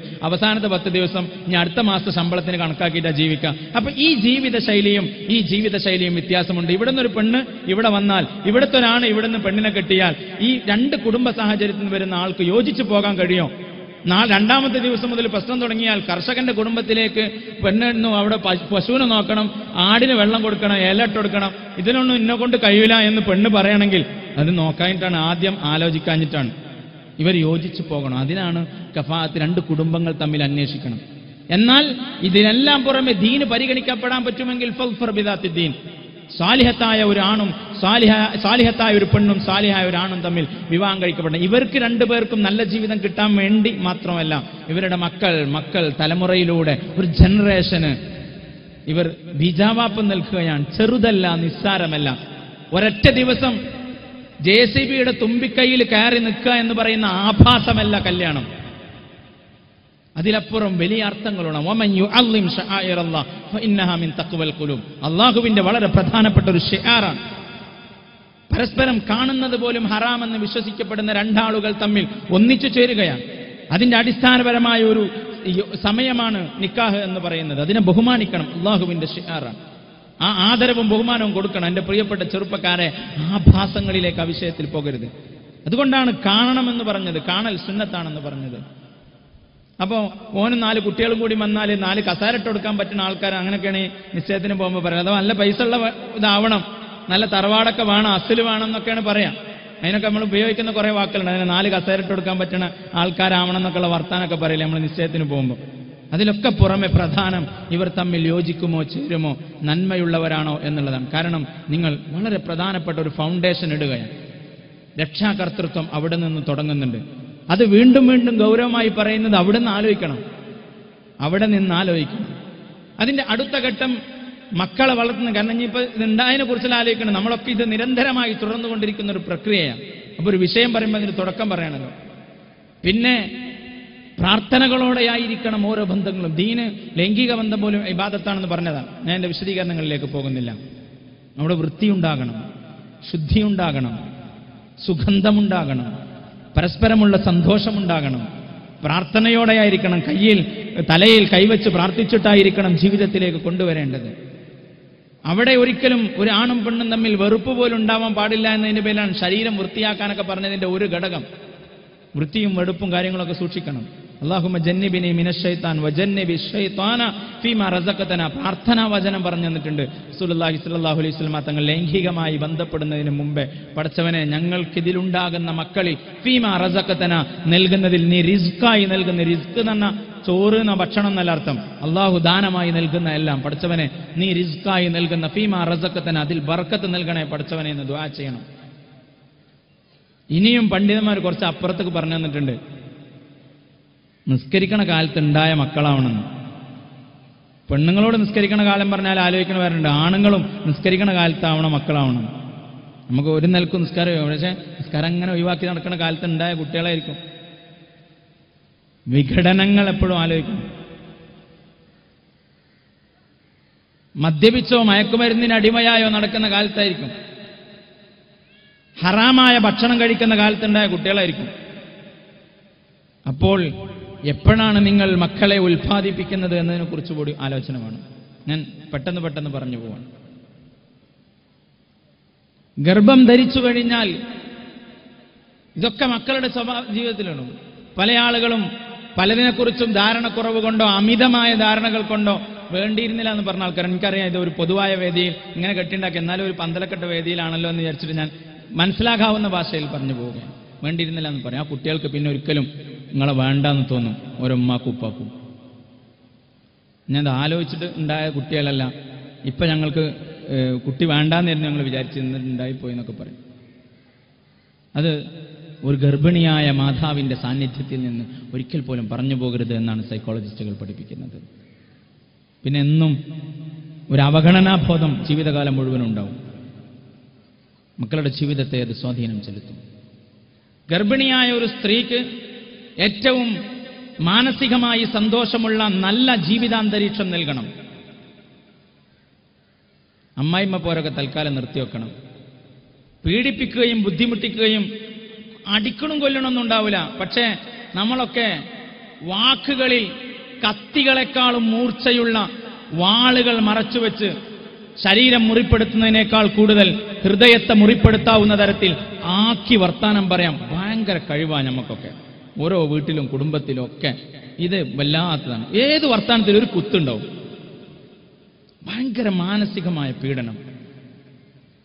16, 17, 18, 19 വയസ്സായ കുട്ടികൾ വളരെ പ്രതീക്ഷയോടെ ജീവിതത്തിലേക്ക് കടന്നു വന്ന് സ്വന്തം മകന്റെ ഭാര്യയായി അല്ലെങ്കിൽ അനിയന്റെ ഭാര്യയായി ഒക്കെ വീട്ടിലേക്ക് വന്നിട്ട് അവരുടെ ജീവിതത്തിലെ ആ വളരെ രസകരമായ ജീവിതത്തിൽ നിന്ന്, ക്യാമ്പസുകളിൽ നിന്ന്, കലാലയങ്ങളിൽ നിന്നൊക്കെ ഒരു ലോകത്തേക്ക് ഇങ്ങോട്ട് വന്ന് ഇവിടെ ഒരുപാട് ഉത്തരവാദിത്തങ്ങൾ, ഒരുപാട് പ്രതീക്ഷകൾ, ഒരുപാട് കുത്തുവാക്കുകൾ, വളരെ പ്രയാസപ്പെടുന്ന വാക്കുകൾ, പ്രത്യേകിച്ചും പ്രവാസ ജീവിതമൊക്കെ അനുഭവിക്കുന്ന കുടുംബങ്ങൾക്ക് എന്നും പ്രയാസ ജീവിതം നൽകുന്ന ഒരുപാട് തരത്തിലുള്ള തൊഴുത്തിൽ കുത്തുകൾ. എൻ്റെ പ്രിയപ്പെട്ടവരെ, വിവാഹം കഴിക്കുമ്പോൾ ആലോചിക്കണം, അങ്ങനത്തെ ആളുകൾ മുന്നിൽ എൻ്റെ മകൻ്റെ ഭാര്യയാണെങ്കിൽ എൻ്റെ മകളാണ് എന്ന് മനസ്സിലാക്കാൻ കഴിയണം. എൻ്റെ മകളുടെ ഭർത്താവാണെങ്കിൽ എൻ്റെ മകനാണ് എന്ന് എന്ന് മനസ്സിലാക്കാൻ കഴിയണം. നമ്മുടെ ഉപ്പ, നമ്മുടെ ഉമ്മ എന്ന രീതിയിൽ കാണാനുള്ള പരസ്പരമായ ബന്ധങ്ങൾ ഉണ്ടാകണം. അങ്ങോട്ടും ഇങ്ങോട്ടും അങ്ങനെ തന്നെ. പ്രത്യേകിച്ചും ഗർഭിണികളായ ആളുകൾ ഒരുപാട് തരത്തിലുള്ള അസ്വസ്ഥതകളുണ്ട്. ആണുങ്ങളും അതിനെക്കുറിച്ച് മനസ്സിലാക്കണം. സഹോദരിമാർക്ക് നിസ്കരിക്കാൻ പറ്റാത്ത സമയത്ത് പോലും ശാരീരികമായി ഒരുപാട് പ്രയാസങ്ങൾ അനുഭവിക്കുന്നവരാണ് ഭൂരിഭാഗം സ്ത്രീകൾ. പല ആണുങ്ങൾക്കും അത് അറിയില്ല, അല്ലെങ്കിൽ അറിഞ്ഞിട്ട് അറിയില്ല എന്ന് നടിക്കും. റസൂലിന്റെ കയറി വെക്കുമ്പോൾ 1000 സ്വലാത്തല്ലേ ഉണ്ടാവും സല്ലല്ലാഹു അലൈഹി വസല്ലം. ആ നബി സല്ലല്ലാഹു അലൈഹി വസല്ലം തങ്ങൾ വീട്ടിൽ വസ്ത്രം കഴുകി കൊടുത്തിരുന്നു എന്നോ, ചെരുപ്പ് നന്നായി കൊടുത്തിരുന്നു എന്നോ, വീട് കഴുകി വൃത്തിയാക്കി കൊടുത്തിരുന്നു എന്നോ, സ്വന്തം ഭാര്യമാർക്ക് വേണ്ടി ആവശ്യമായ സഹായം ചെയ്തു എന്നോ ഞാൻ പറയില്ല. നമ്മൾ ചരമക്കോളം വായിച്ചു കഴിഞ്ഞിട്ടുണ്ടാവില്ല, വൈകുന്നേരം ചായക്കിരിക്കുമ്പോൾ കുട്ടിയോടെ മൂത്രയിച്ചിട്ടുണ്ടാവും. ഒക്കെ നമ്മളെ ഭാര്യമാരെന്നെ ചെയ്യേണ്ടി വരും. അതിലൊന്നും നമുക്ക് ദീന് ഉണ്ടാവില്ല. ബാക്കിയുള്ളതിലൊക്കെ വലിയ ദീന് നമ്മൾ പറയും. ഞാനിത് ആരെയും ഉദ്ദേശിച്ചിട്ടല്ല പറയണത്. ആർക്കെങ്കിലും തോന്നുകയാണ് ഇന്നെയാണോ ഉദ്ദേശിക്കുന്നതെങ്കിൽ ദയവേദി വിചാരിക്കണം ഇന്നെ തന്നെയാണോ ഉദ്ദേശിച്ചതെന്ന്. നമ്മളത് മാറ്റണം. ഗർഭിണിയായ ഒരു സ്ത്രീക്ക് നല്ല ഒരു ജീവിതാന്തരീക്ഷം നൽകണം, നല്ല മനോഹരമായ ഒരു ജീവിതാന്തരീക്ഷം നൽകണം. സുഖപ്രസവം ഉണ്ടാവാൻ വേണ്ടി മാത്രമല്ല, നിങ്ങളുടെ മക്കളുടെ വളർച്ച, ഗർഭസ്ഥ ശിശുവിന് കൊടുക്കുന്ന പരിചരണം അതിൽ വളരെ പ്രധാനപ്പെട്ടതാണ്. ഒരു ഉമ്മ തന്നെയാവുകയാണ് മക്കളുടെ ഭക്ഷണം. അതാണ് ഗർഭപാത്രം എന്ന് പറയുന്നത്. ആരോഗ്യവും ചിന്തയും മാനസികമായ വളർച്ചയും ശാരീരികമായ വളർച്ചയും ഒക്കെ ഉമ്മ തന്നെയാവുകയാണ്. അതുകൊണ്ടാണ് ഗർഭിണികളുടെ മുന്നിലിരുന്ന് നല്ല സംസാരം സംസാരിക്കണം, നല്ലത് കേൾക്കണം. എൻ്റെ പ്രിയപ്പെട്ട സഹോദരിമാരെ, ഒരുപാട് കുശുമ്പും കുന്നായ്മയും അസൂയയും പരസ്ത്രീ ബന്ധങ്ങളും പരപുരുഷ ബന്ധങ്ങളും മാത്രം ചർച്ച ചെയ്യുന്ന സ്ത്രീരേലുകൾ ഇങ്ങനെ കണ്ട് ഭീകരമായ വാർത്തകൾ കേട്ട് അങ്ങനെയുള്ള ഒരു ഗർഭകാലം നിങ്ങൾ അനുഭവിക്കരുത്. നല്ലത് കേൾക്കുക, നല്ലത് ആലോചിക്കുക, നല്ലത് പകർന്നു നൽകുക. ഖുർആനിലൊക്കെ വിശ്വസിക്കുന്ന ആൾക്കാരെ നല്ല ഖുർആനിന്റെ ഈണങ്ങൾ നൽകുക മക്കൾക്ക്. അള്ളാഹു തൗഫീക്ക് ചെയ്യട്ടെ. കാരണം മക്കളെ വളർത്തുന്നതിനെ കുറിച്ചാണ് നമ്മൾ പറയുന്നത്. പ്രസവിക്കുന്ന ഇതിന് ശേഷം നമ്മൾ സാധാരണ ചെയ്യാറുണ്ട്, അതിന് സുന്നത്തുകൾ ഇതൊക്കെ പറഞ്ഞിട്ടുണ്ട്, ഞാൻ അതിലേക്കൊന്നും പോകുന്നില്ല. നല്ല പേര് കൊടുക്കുക. ഞാനിപ്പോൾ പറയേണ്ടി വരുന്ന വളരെ പ്രധാനപ്പെട്ട സംഗതി. ആദ്യം ബാങ്കും ഇഖാമത്തും ഏത് ഹോസ്പിറ്റലിലാണെങ്കിലും ആരും അതൊക്കെ സൗകര്യം ചെയ്തു തരും, ആരും ഇതിനൊന്നും എതിർക്കില്ല. ഓരോരുത്തർക്കും അവനവന് അഭിമാനമെന്ന് തോന്നുന്നത് എവിടെയും അനുവർത്തിക്കാൻ ആരും ഒരു പ്രയാസം സൃഷ്ടിക്കൂല. നമ്മൾ വേറൊരാൾക്കാർക്ക് പ്രയാസമാവാതിരുന്നാൽ മതി, അസ്വസ്ഥതയാവാതിരുന്നാൽ മതി. ആരും എല്ലാവരെയും മാനിക്കുന്നു. വർഗീയവാദികൾ ഉണ്ടാകാം, പക്ഷെ എല്ലാവരും വർഗീയവാദികളൊന്നല്ല. 90% വർഗീയവാദികളല്ല. അപ്പോ നമ്മളൊരു അഭിമാനമായി തോന്നുന്ന കാര്യം നമുക്ക് എവിടെയും ചെയ്യാൻ പറ്റണം. ബാങ്ക് കൊടുക്കാൻ കഴിയണം, ഇഖാമത്ത് കൊടുക്കാൻ കഴിയണം, ആദ്യമായി അള്ളാഹുവിന്റെ ശബ്ദങ്ങൾ മക്കൾക്ക് കൊടുക്കാൻ കഴിയണം. നല്ല പേരിടണം. നല്ല പേരെന്ന് പറഞ്ഞാൽ എന്നെപ്പോലെ ഈ അറബി പഠിച്ച ആൾക്കാർക്കൊക്കെ ഇപ്പോൾ ഭയങ്കര ബുദ്ധിമുട്ടാണ്. മുമ്പൊക്കെ ഒരു ആഴ്ചയിൽ 2-3 ആൾക്കാരെങ്കിലും ചുരുങ്ങിയത് വിളിക്കും, ഒരു പേര് വേണമെന്നുണ്ട്. അങ്ങനെയല്ല പറയാം. പണ്ടൊക്കെ പറയാം നല്ല ആരും കേൾക്കാത്ത പേര്. ഇപ്പൊ നമ്മൾ കുറച്ച് 5-10-15 വർഷമായിട്ട് ആരും കേൾക്കാത്ത പേരാടുന്നത്. ഇപ്പൊ പറയാം ഓലൊരു പേര്, ഒരു കണഗുണ പേരുണ്ടാക്കിയിട്ടുണ്ട്. എന്നിട്ട് ഉസ്താദ് ഇതിനൊന്നൊരു അർത്ഥം ഉണ്ടാക്കി തരണം അല്ലേ, അങ്ങനെയല്ല പറയാം, ഇതിനൊരു അർത്ഥം ഉണ്ടാക്കി തരണം എന്നാ പറയാം. അതുകൊണ്ട് തന്നെ ഇപ്പൊ നമ്മൾ ഈ മദ്രസയിലെ അഡ്മിഷൻ രജിസ്റ്റർ ഒന്ന് എടുത്തു നോക്കിയിട്ടുണ്ടെങ്കിൽ, അല്ലെങ്കിൽ ഈ അറ്റൻഡൻസ് രജിസ്റ്റർ ഒന്ന് എടുത്തു നോക്കിയിട്ടുണ്ടെങ്കിൽ ആകെ ഞെട്ടിപ്പോവും. സംസ്കാരവുമായി ബന്ധമുള്ള ഒരു പേരുണ്ടാവില്ല. എല്ലാവരും ആരും കേൾക്കാത്ത പേരട്ടിക്കണത്. ഇതുകൊണ്ടുള്ള ദുരന്തം എന്താണ്? പല ഘട്ടങ്ങളിലും പോയിട്ട് കുട്ടികൾ ഇങ്ങനെ പഴിക്കും. വോട്ട് ചെയ്യാൻ നിൽക്കുകയാണ് ലൈനിൽ. അപ്പൊ ഏതെങ്കിലും വോട്ട് ചെയ്യണ ഉദ്യോഗസ്ഥന്മാരായിരിക്കും വന്നിട്ടുണ്ടാവുക. ഓൻ ഈ പേര് വായിക്കാൻ തന്നെ ഉള്ളൂ. ഓൻ എന്തെങ്കിലും പേരാണ് വായിക്കും. അപ്പൊ എല്ലാവരും കൂടെ ചിരിക്കും. ഉദാഹരണം ഓരോ ഘട്ടങ്ങളിൽ ഓരോ സാധനങ്ങളും പറയാം. പരിചയമുള്ള പേരിടുക സംസ്കാരത്തിന്റെ ഭാഗമായിട്ട്. മുമ്പൊക്കെ നമ്മളെ നാട്ടിൽ കൂടെ അങ്ങനെ നടന്നാൽ ഒരു അബൂബക്കറിനെ കാണാം, ഒരു ഉമറിനെ കാണാം, ഒരു ഉസ്മാനെ കാണാം, ഒരു സുലൈമാനെ കാണാം, ഒരു ഫാത്തിമാനെ കാണാം, ഒരു സുഹറാനെ കാണാം, ഒരു മൈമൂനാനെ കാണാം. ഇതൊക്കെ എന്താ, ഒരു അബൂബക്കർ ഉണ്ടാകുമ്പോൾ ഒരു അബൂബക്കർ സംസ്കാരത്തിന്റെ ഭാഗമാണ്. ഒരു തലമുറ മുഴുവനും ചരിത്രങ്ങൾ, പൈതൃകങ്ങൾ പേരിങ്ങനെ നടക്കുകയാണ്. ഇന്നിപ്പോ മറിയം എന്ന് ചോദിച്ചാൽ ആർക്കാ എന്താ അറിയില്ല എന്നുള്ളതാണ് ഇപ്പോ വാട്സപ്പിൽ മെസ്സേജ് ആയിട്ട് വരുന്നത് അല്ലെ. വലിയ താത്താക്ക് പോലും അറിയില്ല മറിയം എന്ന് പറഞ്ഞാൽ എന്തെങ്കിലും ഉണ്ടോ. അങ്ങനത്തെ ഒരു പേര് കേട്ടിട്ടില്ല, ആരും കേൾക്കാൻ സൗകര്യം ചെയ്യണില്ല. നല്ല പേര് നൽകുക. അഭിമാനം, നമ്മുടെ പൈതൃകത്തിൽ നമുക്ക് അഭിമാനം ഉണ്ടാകണം. കഴിഞ്ഞ 5 വർഷമായി UK-യിൽ ഏറ്റവും കൂടുതൽ രജിസ്റ്റർ ചെയ്യപ്പെട്ട പേര് മുഹമ്മദ് എന്നാണ് സല്ലല്ലാഹു അലൈഹി വസല്ലം. നബി തങ്ങളുടെ പേരാണ്. ജോസഫ് എന്നായിരുന്നു മുമ്പുണ്ടായിരുന്നത്. യൂറോപ്പിൽ അമേരിക്കയിലൊക്കെ പോകുമ്പോൾ അത്ഭുതപ്പെടുത്തിയത് അവിടുത്തെ ആൾക്കാർക്കൊക്കെ നമ്മൾ ഒഴിവാക്കിയ പേരുകളാണ്. ഹംസയും അബ്ദുറഹ്മാനും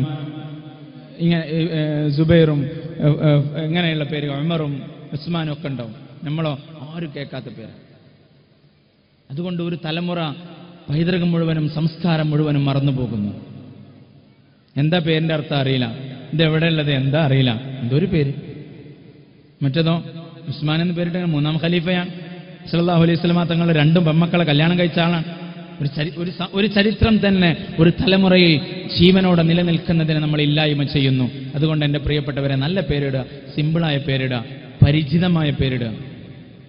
മക്കളോടും ചെയ്യുന്ന നന്മയായിരിക്കും അത്. പരമാവധി ഇനി കണഗുണ പേരിടായിരിക്കുക. വായിച്ചു കുടുങ്ങിയ പേര് വിളിച്ചിട്ട് അറ്റൻഡൻസ് രജിസ്റ്ററിൽ പേര് വിളിച്ചിട്ട് ഉസ്താദ്മാരും മാഷുമാരും കൊയങ്ങ. നിങ്ങൾ ആരും കാണാത്ത പേര് ദുരഭിമാനമായിട്ട് അത് കാണരുത്. അതുകൊണ്ട് മക്കൾക്ക് നല്ല പേര് കൊടുക്കുക. മക്കളുടെ വളർച്ചയിൽ നമ്മൾ മക്കളുടെ കൂടെ നിൽക്കുക. ഓരോ ഘട്ടത്തിലും നമ്മൾ മക്കൾക്ക് കൊടുക്കുന്ന സ്നേഹവും തൊടലും തലോടലും പരിചരണവും പരിഗണനയും ഒക്കെ ഓരോ ഘട്ടവും വളരെ പ്രധാനമാണെന്ന് ഉൾക്കൊള്ളാൻ ഓരോ രക്ഷിതാക്കൾക്കും സാധിക്കണം. മക്കളോട് കൂടെ ജീവിക്കുന്ന ഓരോരുത്തർക്കും സാധിക്കണം. മഹാനായ ഉമർ റളിയല്ലാഹു അൻഹുവിനെ കുറിച്ച് പറയപ്പെടാറുള്ള ഒരു വാക്കുണ്ട്. മക്കളുടെ വളർച്ചാ ഘട്ടങ്ങളെക്കുറിച്ച് മനോഹരമായി അവതരിപ്പിച്ച ഒരു വാക്കാണ് ലാത്തിഫുഹു ലാഴിബുഹു സാഹിബുഹു അദ്ദിബുഹു സാഹിബു എന്ന് ഓരോ ഘട്ടങ്ങളെക്കുറിച്ച് പറഞ്ഞ ഉമർ റളിയല്ലാഹു അൻഹുവിന്റെ പേരിൽ പരാമർശിക്കപ്പെടാറുള്ള ഒരു വചനമാണ്. മക്കളെ ലാളിക്കണം. ലാത്തിഫുഹു, കുട്ടികളെ ലാളിക്കണം. കുട്ടികൾ പാല് കുടിക്കുന്ന പ്രായം, പാല് കൊടുക്കുന്ന ഉമ്മമാർ, പാല് കുടിക്കുന്ന മക്കളുള്ള ഉപ്പമാർ ഇപ്പോഴും ശ്രദ്ധിക്കേണ്ട ഒരു കാര്യം, ബിസ്മിയിൽ കൊടുക്കണം. മത്തിന്റെ ആൾക്കാരാണല്ലോ. വിയർപ്പമൊന്നുമില്ലാതെ കഴുകിയിട്ട് കൊടുക്കണം. മക്കളെ സ്നേഹപൂർവ്വം നോക്കിയും സംസാരിച്ചും പാല് കൊടുക്കണം. ഒരു കയ്യിൽ കുട്ടി പാൽ കുടിക്കണ്ടാവും, മറ്റേ കയ്യിൽ ഉമ്മ വാട്സപ്പിലായിരിക്കും, അല്ലെങ്കിൽ ഉമ്മ സ്ത്രീരിയലും കണ്ടുകൊണ്ടിരിക്കുകയായിരിക്കും. കുട്ടി എന്തോ ഒന്ന് കുടിച്ചു പോണ പോലെ കുട്ടിയാണ് കുടിക്കും. എല്ലാറ്റിലും ഒരു ഖുശൂ ഉണ്ട്, എല്ലാറ്റിലും ഒരു മനസാന്നിധ്യമുണ്ട്. ആ മനസാന്നിധ്യം ഉണ്ടാകണം. കുട്ടി താഴെയും പാല് കൊടുക്കുമ്പോൾ ഉമ്മ മുകളിലുമായിട്ട് പാല് കൊടുക്കണം. പരിഗണനയോടെ കൊടുക്കണം, ബിസ്മി ചൊല്ലി കൊടുക്കണം. പരമാവധി വുളുഓടുകൂടി കൊടുക്കാൻ സാധിക്കണം. അതൊക്കെ നിങ്ങളുടെ മക്കളുടെ വളർച്ചയുടെ ഘട്ടത്തിൽ 18 വയസ്സായിട്ടല്ല നോക്കേണ്ടത്, 12 വയസ്സായിട്ടല്ല നോക്കേണ്ടത്. ഈ ഓരോ ഘട്ടത്തിലും നമ്മുടെ മക്കൾ അമാനത്താണെന്ന ഉത്തരവാദിത്വ ബോധത്തോടു കൂടി നിർവഹിക്കണം. റബ്ബനാ ഹബ് ലനാ മിൻ അസ്വാജിനാ വദുർരിയാതിനാ ഖുർറത അഅ്യുനിൻ. കണ്ണിന് കുളിർമയുണ്ടാകുന്ന ഓരോ ഘട്ടങ്ങളുണ്ട്. അവരെ പരിഗണിക്കണം, അവരെ ലാളിക്കണം, അവരെപ്പോഴും ശ്രദ്ധിക്കണം. ഉപ്പമാരും കുറച്ചൊക്കെ കുട്ടികളെടുത്ത് നടക്കണം.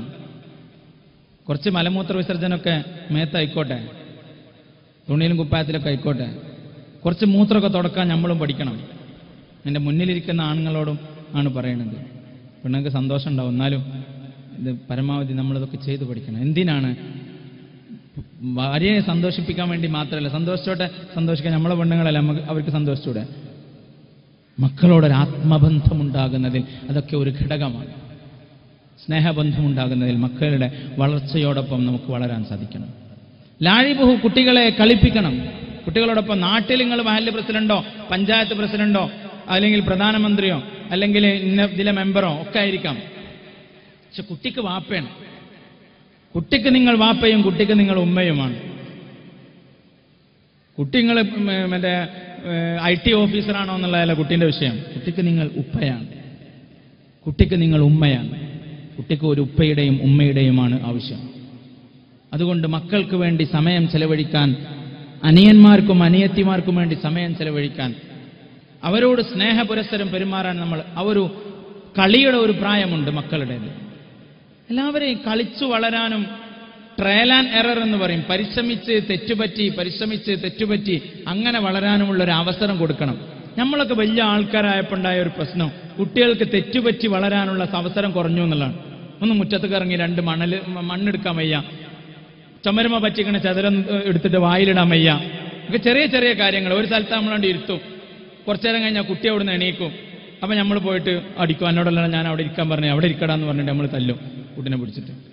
കുട്ടി വലിയ ആളാന്ന് നമ്മളോട് വിചാരിക്കുക, അല്ലെങ്കിൽ നമ്മളെ പോലെ ഉഷാറാവണമെന്ന് നമ്മളോട് വിചാരിക്കുകയാണ്. നമ്മൾ ചിലപ്പം വലിയ ആളായിരിക്കും, നാട്ടിലെല്ലാവരും ബഹുമാനിക്കുന്ന ആളായിരിക്കും. എൻ്റെ ചെറിയ മോന് മാത്രം എന്നെ ബഹുമാനിക്കണം, ഞാൻ ഈഗോ ഒന്നും നടക്കണ്ട. കുട്ടിയാണ്, കുട്ടി അവിടെ നിന്ന് എണീക്കണം. അവനവിടുന്ന് നിങ്ങൾ ഇവിടെ 1 മണിക്കൂർ ഇവിടെ ഇരിക്കട്ടെ എന്ന് പറഞ്ഞിട്ട് കുട്ടി അവിടെ ഇരിക്കണം. 1 മണിക്കൂർ ഇരിക്കണമെങ്കിൽ കുട്ടികൾ അടിയന്തരമായിട്ട് നിങ്ങൾ ഡോക്ടറെ കാണിക്കണം, എന്തോ പ്രശ്നമുണ്ട്. കാരണം കുട്ടിയല്ല, അവൻ വലുതായിക്കണം. കുട്ടിയാവാൻ അനുഭവം. ഒന്ന് താഴത്തേക്കൊന്ന് ഫ്ലാഷ് ബാക്ക് ആലോചിച്ചാൽ നമ്മൾ എന്തൊക്കെ വികൃതി കാട്ടിയിട്ടാണ് വളർന്നത്. എത്ര മാങ്ങക്കെറിഞ്ഞിട്ടുണ്ട്, എത്ര തവളന്റെ തലക്കെറിഞ്ഞിട്ടുണ്ട്. ഇതൊന്നും ചെയ്യണമെന്നല്ല പറഞ്ഞത്. പക്ഷേ കുട്ടികളെ കുട്ടികളായി കാണാനും അതിനനുസരിച്ച് വളരാനുള്ള സംവിധാനം ചെയ്യണം. കുട്ടികളാണ്, കരയും. ചിലന്മാരൊക്കെ കാണാം, ബസ്സിൽ കുട്ടീനെ എടുത്തിട്ടുണ്ടാവും, കുട്ടി കരയും, അപ്പൊ കുട്ടീനെ പിന്നൊന്ന് നുള്ളും. കുട്ടി പിന്നെയും കരയാ ചെയ്യാം. പക്ഷെ നുള്ളണത് കുട്ടി കരയണല്ല, എല്ലാവരും കൂടി കരയുമ്പോൾ എല്ലാവരും ഇന്നെ നോക്കുന്നുണ്ട്. അപ്പോൾ ഉമ്മാക്ക് ഈഗോ ഇളകാണ്, ഉമ്മാക്ക് ദേഷ്യം പിടിക്കാൻ. നമ്മളെ ദേഷ്യം പലപ്പോഴും കുട്ടികൾക്ക് കിട്ടുന്നു. ചെറിയ പ്രായത്തിലുള്ള മക്കൾ കുറേ നുള്ള്, കുറേ പിച്ച്, കുറേ അടി, കുറേ ചീത്ത. നമ്മുടെ പരിസരങ്ങൾ, ഇപ്പോൾ നമ്മൾ വലിയ ദീനിന്റെ ആൾക്കാരാണ്, പക്ഷേ നമ്മളെ പരിസരങ്ങൾ, ചുറ്റുപാടുകൾ പലപ്പോഴും ചൈൽഡ് ഫ്രണ്ട്ലി ആകാതെ പോകുന്നു. എത്ര ആൾക്കാർക്ക്, എത്ര കുട്ടികൾക്ക് ഈ ദീനിനോട് നമ്മുടെ പെരുമാറ്റം കാരണം ദേഷ്യം ഉണ്ടായിട്ടുണ്ട് നിങ്ങളറിയാം. പള്ളിയിൽ വരുമ്പോൾ കുട്ടിയാണ്, ഓൻ ഔദിലൊന്ന് കളിക്കും, എടാ ശൈത്താനെ പോളവിടുന്ന് പറഞ്ഞിട്ട് നമ്മൾ ആട്ടിയെത്തും. അപ്പൊ ഓന് പിന്നെ പള്ളി എന്ന് പറഞ്ഞാൽ ആ കാക്കാന്റെ അല്ലെങ്കിൽ ആ ഉസ്താദിന്റെ അല്ലെങ്കിൽ ആ മനുഷ്യന്റെ രൂപമാണ് ഓന് പള്ളി എന്ന് പറഞ്ഞാൽ ഉണ്ടാവുക. ഓൻ പിന്നെ പള്ളിയൊക്കെ വരൂല. അങ്ങനെ പറഞ്ഞ കുട്ടികളുണ്ട്. ടീനേജേഴ്സിന്റെ കൗമാരപ്രായക്കാരുടെ ക്യാമ്പിൽ പോയപ്പോൾ ഒരു കുട്ടി പറഞ്ഞു, ഉസ്താദെ 6ാം വയസ്സിൽ പള്ളി പോയതാ, പിന്നെ പോയിട്ടില്ല. എന്താ മോനെ അവിടെ പോയപ്പോൾ ഒരു കാക്ക ചീത്ത പറഞ്ഞിട്ട് പറഞ്ഞ ചൗദിൽ വെള്ളത്തിൽ കളിച്ചതാണ്. ഓൻ ഏതെങ്കിലും കോലത്തിൽ മുടി വെട്ടിയിട്ടുണ്ടാവും, അല്ലെങ്കിൽ ഏതെങ്കിലും ആനമയിലൊട്ടകം കുപ്പായിട്ടിട്ടുണ്ടാവും. ഏത് കോലത്തിലാണ് പള്ളിയൊക്കെ വന്നിങ്ങനെ നല്ല വിളിച്ചിട്ട് മോനെ ഒന്ന് തൊഴുത്തലോടി, അങ്ങനെയൊക്കെയല്ലേ കുട്ടി, അങ്ങനെയല്ലേ റസൂലുള്ളാഹി സ്വല്ലല്ലാഹു അലൈഹി വസല്ലം തങ്ങൾ അനസ് റളിയല്ലാഹു അൻഹുവിനും അബ്ദുല്ലാഹി ഇബ്നു സുബൈർ റളിയല്ലാഹു അൻഹുവിനും അബ്ദുല്ലാഹി ഇബ്നു ഉമർ റളിയല്ലാഹു അൻഹുവിനൊക്കെ ദീന് പഠിപ്പിച്ചു കൊടുത്തത്. അവരുടെ അടുക്കൽ പോയി അങ്ങോട്ട് സലാം പറഞ്ഞ് അങ്ങ് മക്കളെ പിടിച്ച് സലാം പഠിപ്പിച്ചത് എന്താണ്? അദബന്താ പഠിപ്പിച്ചത്? ചെറിയവർ വലിയവരോട് സലാം പറഞ്ഞു. റസൂൽ ചെയ്ത് കാണിച്ചതെന്ന് എന്താണ്? കുട്ടികളോട് അങ്ങോട്ട് പോയിട്ട് സലാം പറയും, കളിക്കണോടത്ത് പോയിട്ട് റസൂൽ പോയിട്ട് സലാം പറയും. നമുക്ക് കളിക്കണേനെ കണ്ടു, നമ്മൾ വെറുതെ കുറേ ആവശ്യത്തിന് കാര്യത്തിന് നമ്മൾ ദേഷ്യം പിടിക്കും. കുട്ടികൾ കളിക്കാൻ, അല്ലെങ്കിൽ കുട്ടികളാണ്ട് ഓടി കളിക്കണം, അപ്പം നമുക്ക് ദേഷ്യം പിടിക്കാം. കുട്ടികളൊന്ന് ഓടി കളിച്ചൂടെ? കുട്ടികൾക്കൊന്ന് എന്താണ്, ഒന്ന് സോഫമ്മ കയറിയിട്ട് ഇപ്പുറത്തേക്ക് ചാടിയാൽ എന്താ പോലെ, കാല് മുറിയൊന്ന് നോക്കിയാൽ മതി, മുറിനോട് നമ്മൾ ചെയ്യാൻ മതി. നമ്മൾ വെറുതെ കണ്ട് ചൂടാവാം. ഇങ്ങനെ കുറേ ചൂടാവലും കുറേ ദേഷ്യം പിടിക്കലൊക്കെ നമ്മളെ മക്കൾ ഇങ്ങനെ അനുഭവിച്ചു വരിക. കുറേ ചീത്ത കേൾക്കുക, കുറേ ആവശ്യമില്ലാണ്ട്. ആവശ്യമുള്ളതിനെ നമ്മൾ പറയണം. നമ്മളൊരു ദിവസം നമ്മുടെ വീട്ടിൽ വളരുന്ന കുട്ടികളുടെ സാഹചര്യങ്ങൾ ഇങ്ങനെ ആലോചിച്ച് നോക്കെ. എൻ്റെ കുട്ടികളെ വല്ലാണ്ട് സന്തോഷിക്കണ്ട, നിങ്ങൾക്കുള്ളത് പറയുന്നുണ്ട് ഇൻഷാ അല്ലാഹ്. അപ്പോൾ നിങ്ങളൊന്നിങ്ങനെ ആലോചിച്ച് നോക്കെ. അപ്പോൾ ഇതാണ് സാഹചര്യം, ഇങ്ങനെയാണ് ഓരോരുത്തരും വളരുന്നത്. ചൈൽഡ് ഫ്രണ്ട്ലി ആയിട്ട് മക്കളോട് നമ്മൾ ഓരോ ഘട്ടത്തിലും അങ്ങനെ. ഒരു വാപ്പ ഒരു മോനെ പിടിച്ചിങ്ങനെ വരികയാണെങ്കിൽ നമ്മൾ വാപ്പാനോട് സലാം പറഞ്ഞ് അങ്ങനെ വർത്താനം പറയും. ആ കുട്ടീനോട് നമ്മളൊന്നും സലാം പറയില്ലല്ലോ, ആ കുട്ടീനെ നമ്മൾ പരിഗണിക്കില്ല. നമ്മൾ ആലോചിച്ചിട്ട് പോലുമില്ല അങ്ങനെ ഒന്ന് പരിഗണിക്കണമെന്ന്. ആ വലിയ മനുഷ്യനേക്കാളും നിങ്ങൾ പരിഗണിക്കേണ്ടത് ആ കുട്ടീനോടും സലാം പറഞ്ഞു നോക്കെ. പിന്നെ ആ കുട്ടികൾ അങ്ങോട്ട് സലാം പറയാം. അതാണ് ഒരു ബന്ധം. ദീനെന്ന് പറയുന്ന ആ ഒരു കൈമാറ്റ പ്രക്രിയയിലെ അടിസ്ഥാനപരമായ ബന്ധങ്ങൾ രൂപപ്പെടുന്ന അങ്ങനെയാണ്. ഒരാൾ ദീന് പഠിക്കുന്നത് അങ്ങനെ അനുഭവങ്ങളിൽ നിന്നാണ്, പെരുമാറ്റങ്ങളിൽ നിന്ന്. ഈ വയലിൽ നിന്നിട്ടല്ല. ഇത് കുറച്ച് കഴിഞ്ഞാൽ പോകും, ഇതിന്റെ ഗ്യാസ് കുറച്ച് കഴിഞ്ഞാൽ പോകും. അനുഭവങ്ങളിൽ നിന്നാണ്. 70% നോൺ വെർബൽ ആണ് എഡ്യൂക്കേഷൻ നടക്കുന്നതെന്നാണ്. ഈ പറയണത് കുറച്ചേ അനുഭവിക്കുന്നുള്ളൂ, കുറച്ചേ ഇതിൽ നിന്ന് പഠിക്കുള്ളൂ. എങ്ങനെയാണോ കുട്ടി കാണുന്നത്, എങ്ങനെയാണോ അനുഭവിക്കുന്നത്, എങ്ങനെയാണോ ആളുകൾക്ക് മനസ്സിലാവുന്നത്, അതിനെക്കുറിച്ചൊക്കെ കുട്ടികൾ ആശയങ്ങൾ എടുത്തു വരും. വളരെ ചെറിയ നിസ്സാരമായ കാര്യങ്ങളാണ്. ഞങ്ങളിപ്പോൾ അവിടെ ഇരുന്നിട്ട് വീട്ടിൽ നിന്ന് ഭക്ഷണം കഴിക്കുമ്പോൾ ഞാനും ഖാസിം ഉസ്താവും കൂടി, ഖാസിം ഉസ്താവ് ഒരു വിഷയമായിട്ട് ചർച്ച ചെയ്ത് നമ്മൾ ഇവിടെ ഇരുന്ന് കഴിച്ചത് ശരിയായില്ല. അപ്പോൾ ആൾക്കാർ ഒരു ഉസ്താമാർ അവിടെ പോയിട്ട് വലിയ കോശിയുള്ള ഭക്ഷണമൊക്കെ തിന്നായിരിക്കും. ഇവിടെ എല്ലാവരും കൂടി ഇവിടെ ഭക്ഷണം ഇവിടെ നിന്നായിട്ടായിരുന്നു നമ്മൾ ഇതേ ഭക്ഷണം തന്നെ അവിടെയും കഴിച്ചത്. നമുക്ക് ഇവിടെ നിന്ന് ഭക്ഷണം കഴിച്ചാൽ മതി എല്ലാവരുടെയും. കാരണം എന്താ, ഇതൊന്നും പറയേണ്ട ആവശ്യമില്ല. ഈ വയലൊക്കെ പറഞ്ഞ ബാത്തിലോ എന്തുകൊണ്ട് ഓല് കണ്ടില്ല, വയലൊക്കെ പറഞ്ഞിട്ട് വലിയ ഉഷാറായിട്ട് ഉള്ളിലിരുന്ന് കോഴി പൊരിച്ചോ ഇതൊക്കെ തട്ടിട്ടുണ്ടാവും. നമുക്കൊരു നെയ്ച്ചോറും എന്താ സംഭവം ആരും പറഞ്ഞിട്ടൊന്നല്ല. ഇതാണ് മനസ്സിലാക്കപ്പെടും. ഈ മനസ്സിലാക്കി ഞാനങ്ങനെ വിചാരിച്ചു പറയില്ല, നമ്മളങ്ങനെ കുറേ വിചാരിക്കും. ഇത് കണ്ടിട്ടാണ് വിചാരിക്കുന്നത്, പറഞ്ഞിട്ടിട്ടല്ല. പറഞ്ഞു കേട്ടാൽ ബോധ്യപ്പെടൂല. എന്നാലും അങ്ങനെ എത്ര ആളെ വിശദീകരിച്ചിട്ട് മനസ്സിലാക്കി കൊടുക്കാൻ കഴിഞ്ഞത്, അനുഭവിച്ച് മനസ്സിലാക്കാൻ കഴിഞ്ഞത് തിരുത്തി കൊടുക്കാൻ പാടാണ്. ഇത് ഈ ഒരു വിഷയത്തിൽ മാത്രമല്ല, എല്ലാ വിഷയത്തിലും അങ്ങനെ തന്നെ. നമ്മളെ കണ്ടു പഠിക്കുന്നു, നമ്മൾ അനുഭവിച്ച് പഠിക്കുന്നു. അതുകൊണ്ട് ദേഷ്യം പിടിക്കുന്ന ആൾക്കാരെ മക്കൾ ദേഷ്യം പിടിക്കും, ചൂടാവാൻ അറിയുന്ന ആൾക്കാരെ മക്കൾക്ക് നല്ല അതിനേക്കാളും ചൂടാവാൻ അറിയാം. മക്കൾക്ക് ഓരോ ഘട്ടത്തിൽ മക്കൾക്ക് മക്കളുടെ രീതിയിൽ വളരാൻ എന്തിനും അനുവദിച്ചു കൊടുക്കുക എന്നുള്ളതല്ല, കുട്ടികളാണ് എന്ന് ഉൾക്കൊള്ളാൻ ചുരുങ്ങിയത് നമുക്ക് സാധിക്കണം. വലിയവരുടെ സ്വഭാവത്തിനനുസരിച്ച് കുട്ടികൾ പെരുമാറുമെന്ന് നമ്മൾ ദുരാഗ്രഹം നടത്തിപ്പോകരുത്. എന്നാൽ ജാഗ്രതയോടെ അവരുടെ ഇടയിൽ ജീവിക്കുക, അവർക്ക് നല്ല സംസ്കാരം കൊടുക്കാനുള്ള സംവിധാനങ്ങൾ ഉണ്ടാക്കുക. അവരുടെ ഗെയിംസിന്റെ പ്രായമാണ്, ലാഴിബഹു, അവർ ഗെയിംസിന്റെ പ്രായമാണ്. വേണ്ട ആൾക്കാർക്കൊക്കെ ഒന്ന് എണീറ്റിരിക്കാം, എല്ലാവർക്കും വേണ്ട ആളുകൾക്കൊക്കെ. പ്രായമുള്ള ആൾക്കാർ എണീറ്റിക്കണം എന്നില്ല. കുറെ ആൾക്കാർ വേഗം സമ്മതിക്കുന്നുണ്ട്. ഞാൻ പറഞ്ഞ സാർ നിങ്ങൾ ഒക്കെ പറഞ്ഞോളേ ഞങ്ങൾ സമ്മതിക്കാന്ന് പറഞ്ഞിട്ട് ഒന്ന് എണീറ്റ് ഞാൻ കുട്ടികളെ കുറിച്ചല്ല പറഞ്ഞു, ഇവിടെ ഇരിക്കുന്ന ആൾക്കാരെ കുറിച്ചാണ് പറഞ്ഞത്. ഒന്ന് ആവശ്യമുള്ളവരൊക്കെ ഒന്ന് എണീറ്റിട്ട് ഇരുന്നോളെ. ഞാൻ പറഞ്ഞില്ല, നെയ്ച്ചോറും പോത്തും വർക്ക് ചെയ്ത് തുടങ്ങിയിട്ടുണ്ട്, നമ്മളെ വിഷയം വർക്ക് ചെയ്യണില്ല എന്നുള്ള മനസ്സിലാവും. വലിയ പ്രായമുള്ള ആൾക്കാരൊന്നും എണീക്കണ്ട കേട്ടോ. അപ്പോ പറഞ്ഞൂടെ, എല്ലാവരും ഇവിടെ ഉണ്ടല്ലോ, കുറച്ചാൾക്കാരൊക്കെ ഇവിടെ അല്ല. അപ്പോ അൽഹംദുലില്ലാ, കുട്ടികൾക്ക് നമ്മൾ കൊടുക്കുന്ന അന്തരീക്ഷം, ലാഴിബഹു, കുട്ടികളോടൊപ്പം കളിക്കണം. ഗെയിം പ്രധാനമാണ്, ഗെയിംസ് പ്ലേസ് പ്രധാനമാണ്. അതുകൊണ്ട് പ്ലേ സ്കൂൾ എന്ന് പറഞ്ഞാൽ കുട്ടികൾ കളിയിലൂടെ പഠിക്കുന്നതാണ്. അവന് കുറേ കമ്മ്യൂണിസ്റ്റ് അപ്പൻ്റെ ഇല അട്ടിക്ക് വെച്ചിട്ട് അവന് പൈസ കൊടുത്ത് കുറെ 2 ചിരട്ടേൻ്റെ ത്രാസ് ഉണ്ടാക്കി കച്ചവടം ചെയ്ത് പഠിക്കും, ഉമ്മയും വാപ്പിയായിട്ട് പഠിക്കും, വണ്ടി ഓടിച്ച് പഠിക്കും. ജീവിതത്തിൽ അവർ വലിയവരിൽ കാണുന്ന ഒരുപാട് റോളുകൾ കളിച്ചു പഠിച്ചഭിനയിക്കുകയാണ്. അതുകൊണ്ട് നിങ്ങൾ ഗെയിംസ് ആപ്ലിക്കേഷൻസ് ഡൗൺലോഡ് ചെയ്ത് വെച്ചാലും കമ്പ്യൂട്ടർ ഗെയിംസ് കൊടുത്താലും ഗെയിമിന് വേണ്ടി മാത്രമുള്ള ഗെയിം ഉപകരണങ്ങൾ, വീഡിയോ ഗെയിംസ് നിങ്ങൾ വാങ്ങിക്കൊടുക്കുമ്പോഴും, നിങ്ങൾ കളി ഉപകരണങ്ങൾ വാങ്ങിക്കൊടുക്കുമ്പോഴും അതിലൂടെയൊക്കെ ഗെയിംസ് ഒക്കെ എഡ്യൂക്കേഷൻ നൽകുന്നതാണ്, സംസ്കാരം നൽകുന്നു. 100 ആൾക്കാരെ വെടിവെച്ച് കൊന്നാൽ അതിനേക്കാളും പോയിന്റ് കിട്ടും. 1000 ആൾക്കാരെ വെടിവെച്ച് കൊന്ന ഗെയിംസ് ധീരായിട്ട് പഠിക്കുകയാണെങ്കിൽ അവനൊരാളെ കൊല്ലുക എന്നുള്ളത് മനസ്സിലൊരു പ്രശ്നം ഉണ്ടാവില്ല, ചാൻസ് കിട്ടിയ അവനൊരു പ്രശ്നമായിട്ട് തോന്നൂല. ഗെയിംസ് മനുഷ്യന് കൾച്ചർ നൽകുന്നുണ്ട്. അതുകൊണ്ടാണ് ഗെയിംസിലൂടെ ഒരുപാട് കാര്യങ്ങൾ പഠിക്കുന്നത്. ഗെയിംസ് ഒരു കളിയുടെ പഠനോപകരണമാണ് കളി എന്നുള്ളത്. പ്ലേ സ്കൂളുകൾ നമുക്ക് അതാണല്ലോ ഉണ്ടാക്കുന്നത്. അതുകൊണ്ട് കുട്ടികൾ കളിയിലൂടെ കാര്യങ്ങൾ പഠിക്കുന്ന ഒരു ഘട്ടമാണ്. അതുകൊണ്ട് കളിയിലൂടെയും പാട്ടുകളിലൂടെയും ഒക്കെ കുട്ടികളെ പഠിപ്പിക്കുന്ന ആ ഒരു സംവിധാനത്തിൽ നമ്മുടെ ശ്രദ്ധ വേണം. എന്ത് ഗെയിമുകളാണ്, എന്ത് ഉപകരണങ്ങളാണ്, എന്ത് സാധനങ്ങളാണ് നിങ്ങൾ മക്കൾക്ക് വാങ്ങിക്കൊടുക്കുന്നത് എന്നതിനെക്കുറിച്ച് ഗൗരവമായ ധാരണകൾ ഉണ്ടാകണം. ഒരുപാട് കാര്യങ്ങൾ മക്കളെ പറഞ്ഞു പഠിപ്പിക്കുന്നതിനപ്പുറം ജീവിച്ചു കാണിച്ചു കൊടുക്കേണ്ടതുണ്ട്. ഈ പ്രായത്തിൽ, ഈ ഒരു ലാഴിബുഹു കളിച്ചു വളരുന്ന പ്രായത്തിൽ അദ്ദിബുഹു ഒരു 7ാം വയസ്സിലെത്തുമ്പോഴേക്ക് അദബ് പഠിപ്പിക്കുന്ന ഒരു ഘട്ടം വരുന്നു മാതാപിതാക്കൾ. ഇതിന്റെ ഇടയിൽ മക്കൾ താരതമ്യേന ബോധം വെച്ച് വരുന്ന നമ്മൾ വകതിരിവ്, തെമ്മീസിന്റെ പ്രായം എന്ന് പറയുന്ന ഒരു പ്രായമുണ്ട്. ഒരു കനൽക്കട്ടയും ഒരു സ്വർണ്ണക്കട്ടയും വെച്ചാൽ ഇത് തീയാണ്, ഇത് സ്വർണ്ണമാണെന്നൊക്കെ തിരിച്ചറിയാൻ പറ്റുന്ന ഒരു പ്രായം വരും മക്കൾക്ക്. തിരിച്ചറിവിന്റെ ഒരു പ്രായം. ചോറും കറിയും എടുക്കാൻ പറഞ്ഞാൽ ചോറിന് ചോറും കറിക്ക് കറിയൊക്കെ എടുക്കുന്ന ഒരു വകതിരിവിന്റെ, വിവേചിച്ചറിവിന്റെ, ഒരു തിരിച്ചറിയലിന്റെ ഒരു പ്രായം വരുമ്പോൾ കുട്ടികൾക്ക് അദബുകൾ പഠിപ്പിക്കുന്നതിനപ്പുറം കാണിച്ചു കൊടുക്കണം. ചെറിയ ചെറിയ കാര്യങ്ങൾ പറഞ്ഞു കൊടുത്തുകൊണ്ടേയിരിക്കണം. ചിലപ്പോൾ 100 പ്രാവശ്യം പറയേണ്ടി വരും. അവിടെയാണ് അദബ് പഠിപ്പിക്കുന്നിടത്ത് നമ്മൾ പലപ്പോഴും പരാജയപ്പെടുന്നു. വളരെ അടിസ്ഥാനപരമായി 2 കാര്യങ്ങൾ അദബിൽ പറഞ്ഞു. അടിസ്ഥാനപരമായി പറഞ്ഞ 2 കാര്യങ്ങൾ, ഒന്ന് ആദാബുൽ ഖലാഉം ഒന്ന് ആദാബുൽ അഖ്ലുമാണ്. ആദാബുൽ ഖലാ എന്ന് പറഞ്ഞാൽ ബാത്റൂമിൽ പോകുന്നതിന്റെ മര്യാദകൾ. കുട്ടി ആദ്യം കിടന്നോടത്ത് നടന്നു ഒക്കെ മൂത്രമൊഴിക്കും. പിന്നെ കുട്ടികളോട് അവിടെ പോയി മൂത്രമൊഴിക്കും എന്ന് പറഞ്ഞാൽ ബെഡിൽ കയറി നിന്നിട്ട് മൂത്രമൊഴിക്കും. അങ്ങനെയൊക്കെയുള്ള ഒരു പ്രായം, റിബൽ പ്രായമൊക്കെ പറഞ്ഞു കഴിഞ്ഞിട്ട് പിന്നെ കുട്ടികൾ വന്ന് പറയും ഉമ്മ മൂത്രമൊഴിക്കാൻ മുട്ടുണ്ട് എന്ന് പറയും. അപ്പോൾ നിങ്ങൾക്ക് മനസ്സിലാക്കണം കുട്ടിക്ക് പറഞ്ഞു കൊടുക്കേണ്ട ഒരു പ്രായമായിട്ടുണ്ട്. അപ്പോൾ എങ്ങനെയാണോ നിങ്ങളുടെ സംസ്കാരപ്രകാരം ഒരു കുട്ടി അല്ലെങ്കിൽ ഒരാള് മലമൂത്ര വിസർജനം ചെയ്യേണ്ടത്, അത് ആ രീതിയിൽ പഠിപ്പിച്ചു കൊടുക്കണം. മോനെ ബാത്റൂം കൊണ്ടുപോയിട്ടാണെങ്കിൽ അങ്ങനെ, പുറത്തിരുത്തിയിട്ടാണെങ്കിൽ അങ്ങനെ കൊണ്ടുപോയിട്ട് ഇങ്ങനെ ഇത് കഴിഞ്ഞിട്ട് ഇങ്ങനെ കഴുകണം എന്നൊക്കെ പഠിപ്പിച്ചു കൊടുക്കണം. അതിന് മര്യാദകൾ വളരെ പ്രധാനമായ സംസ്കാരം രൂപപ്പെടുന്നിടത്ത് 2 വിഷയമാണ്. ഒന്ന് ടോയ്ലറ്റ് മാനേഴ്സും ഒന്ന് ടേബിൾ മാനേഴ്സും. ആദാബുൽ അഖ്ലും ആദാബുൽ ഖലാഉം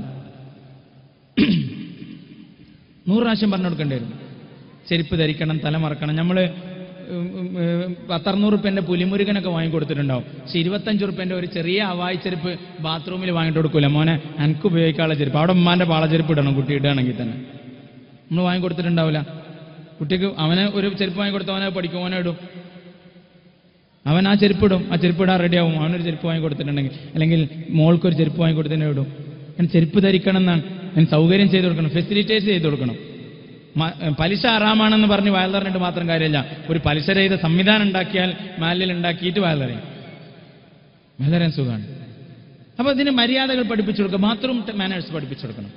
മനുഷ്യന്റെ ജീവിതത്തിൽ എല്ലാ ഘട്ടങ്ങളിലും ഉപയോഗപ്പെടുന്ന അടിസ്ഥാനപരമായ ഒരു പ്രാർത്ഥന അവിടെ നിന്നാണ് പഠിക്കുന്നത്. അല്ലാഹുമ്മ തഖിർ ഖൽബി മിനൻ നിഫാഖി വഹസ്സിൻ ഫർജി മിനൽ ഫവാഹിഷ്. പഠിച്ചവനെ, എൻ്റെ ഹൃദയത്തെ കാപ്പട്ടിൽ നിന്ന്, എൻ്റെ ഗുഹ്യാവയവങ്ങളെ മോശമായ പ്രവർത്തനങ്ങളിൽ നിന്ന് സംരക്ഷിക്കണേ പഠിച്ചവനെ എന്ന് മനുഷ്യൻ ദുആ ചെയ്യണം.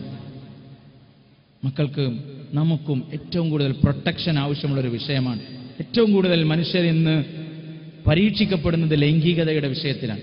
അറിഞ്ഞോ അറിയാതെയോ താല്പര്യപൂർവമോ നിർബന്ധിതരായോ ഒക്കെ ലൈംഗികതയുടെ പരീക്ഷണങ്ങൾക്ക് വിധേയരാകുന്നു. നമ്മുടെ മക്കൾ ഇതിൻ്റെ ഏറ്റവും വലിയ ഇരകളാണ്. വളർന്നു വലുതായ ആളുകൾ അവരെ വേറെ വിഷയമായിട്ടാണ് അവർ സംസാരിക്കുന്നത്. മക്കളുടെ അവകാശത്തിൽപ്പെട്ടതാണ് അവർ സംരക്ഷിക്കപ്പെടണമെന്നുള്ളത്. അതുകൊണ്ട് കുട്ടികളെ ആക്രമിച്ചാൽ പ്രത്യേകം പോക്സോ ചുമത്തുന്നത്, പ്രത്യേക ബാലാവകാശ നിയമങ്ങൾ നിലനിൽക്കുന്നത്. നമ്മൾ വളർന്നു വരുന്ന ജീവിത സാഹചര്യങ്ങളിൽ പലപ്പോഴും മക്കൾ ലൈംഗികമായ ദുരുപയോഗങ്ങൾക്കോ ചൂഷണങ്ങൾക്കോ വിധേയമാക്കപ്പെടുന്നു. 4 വയസ്സ് മുതൽ 6 വയസ്സ് മുതൽ 8 വയസ്സ് മുതൽ 10, 12 ഒക്കെ ഉണ്ടാകുന്നു കുട്ടികൾക്ക്. അവർക്ക് ബോധനം നൽകണം, സംരക്ഷണത്തിനുള്ള പ്രാർത്ഥനകൾ പഠിപ്പിച്ചു കൊടുക്കണം. അതിനെക്കുറിച്ച് സമയാനുസരണം പറയാം. അപ്പോൾ ബാത്റൂം മാനേഴ്സ് പഠിപ്പിച്ചു കൊടുക്കണം. ചിലപ്പോൾ 100 പ്രാവശ്യം പറഞ്ഞു കൊടുക്കേണ്ടി വരും, എന്നാലും പറഞ്ഞു കൊടുക്കാം. അദബ് പഠിപ്പിക്കുന്ന ഒരു പ്രായം അങ്ങനെ തന്നെ.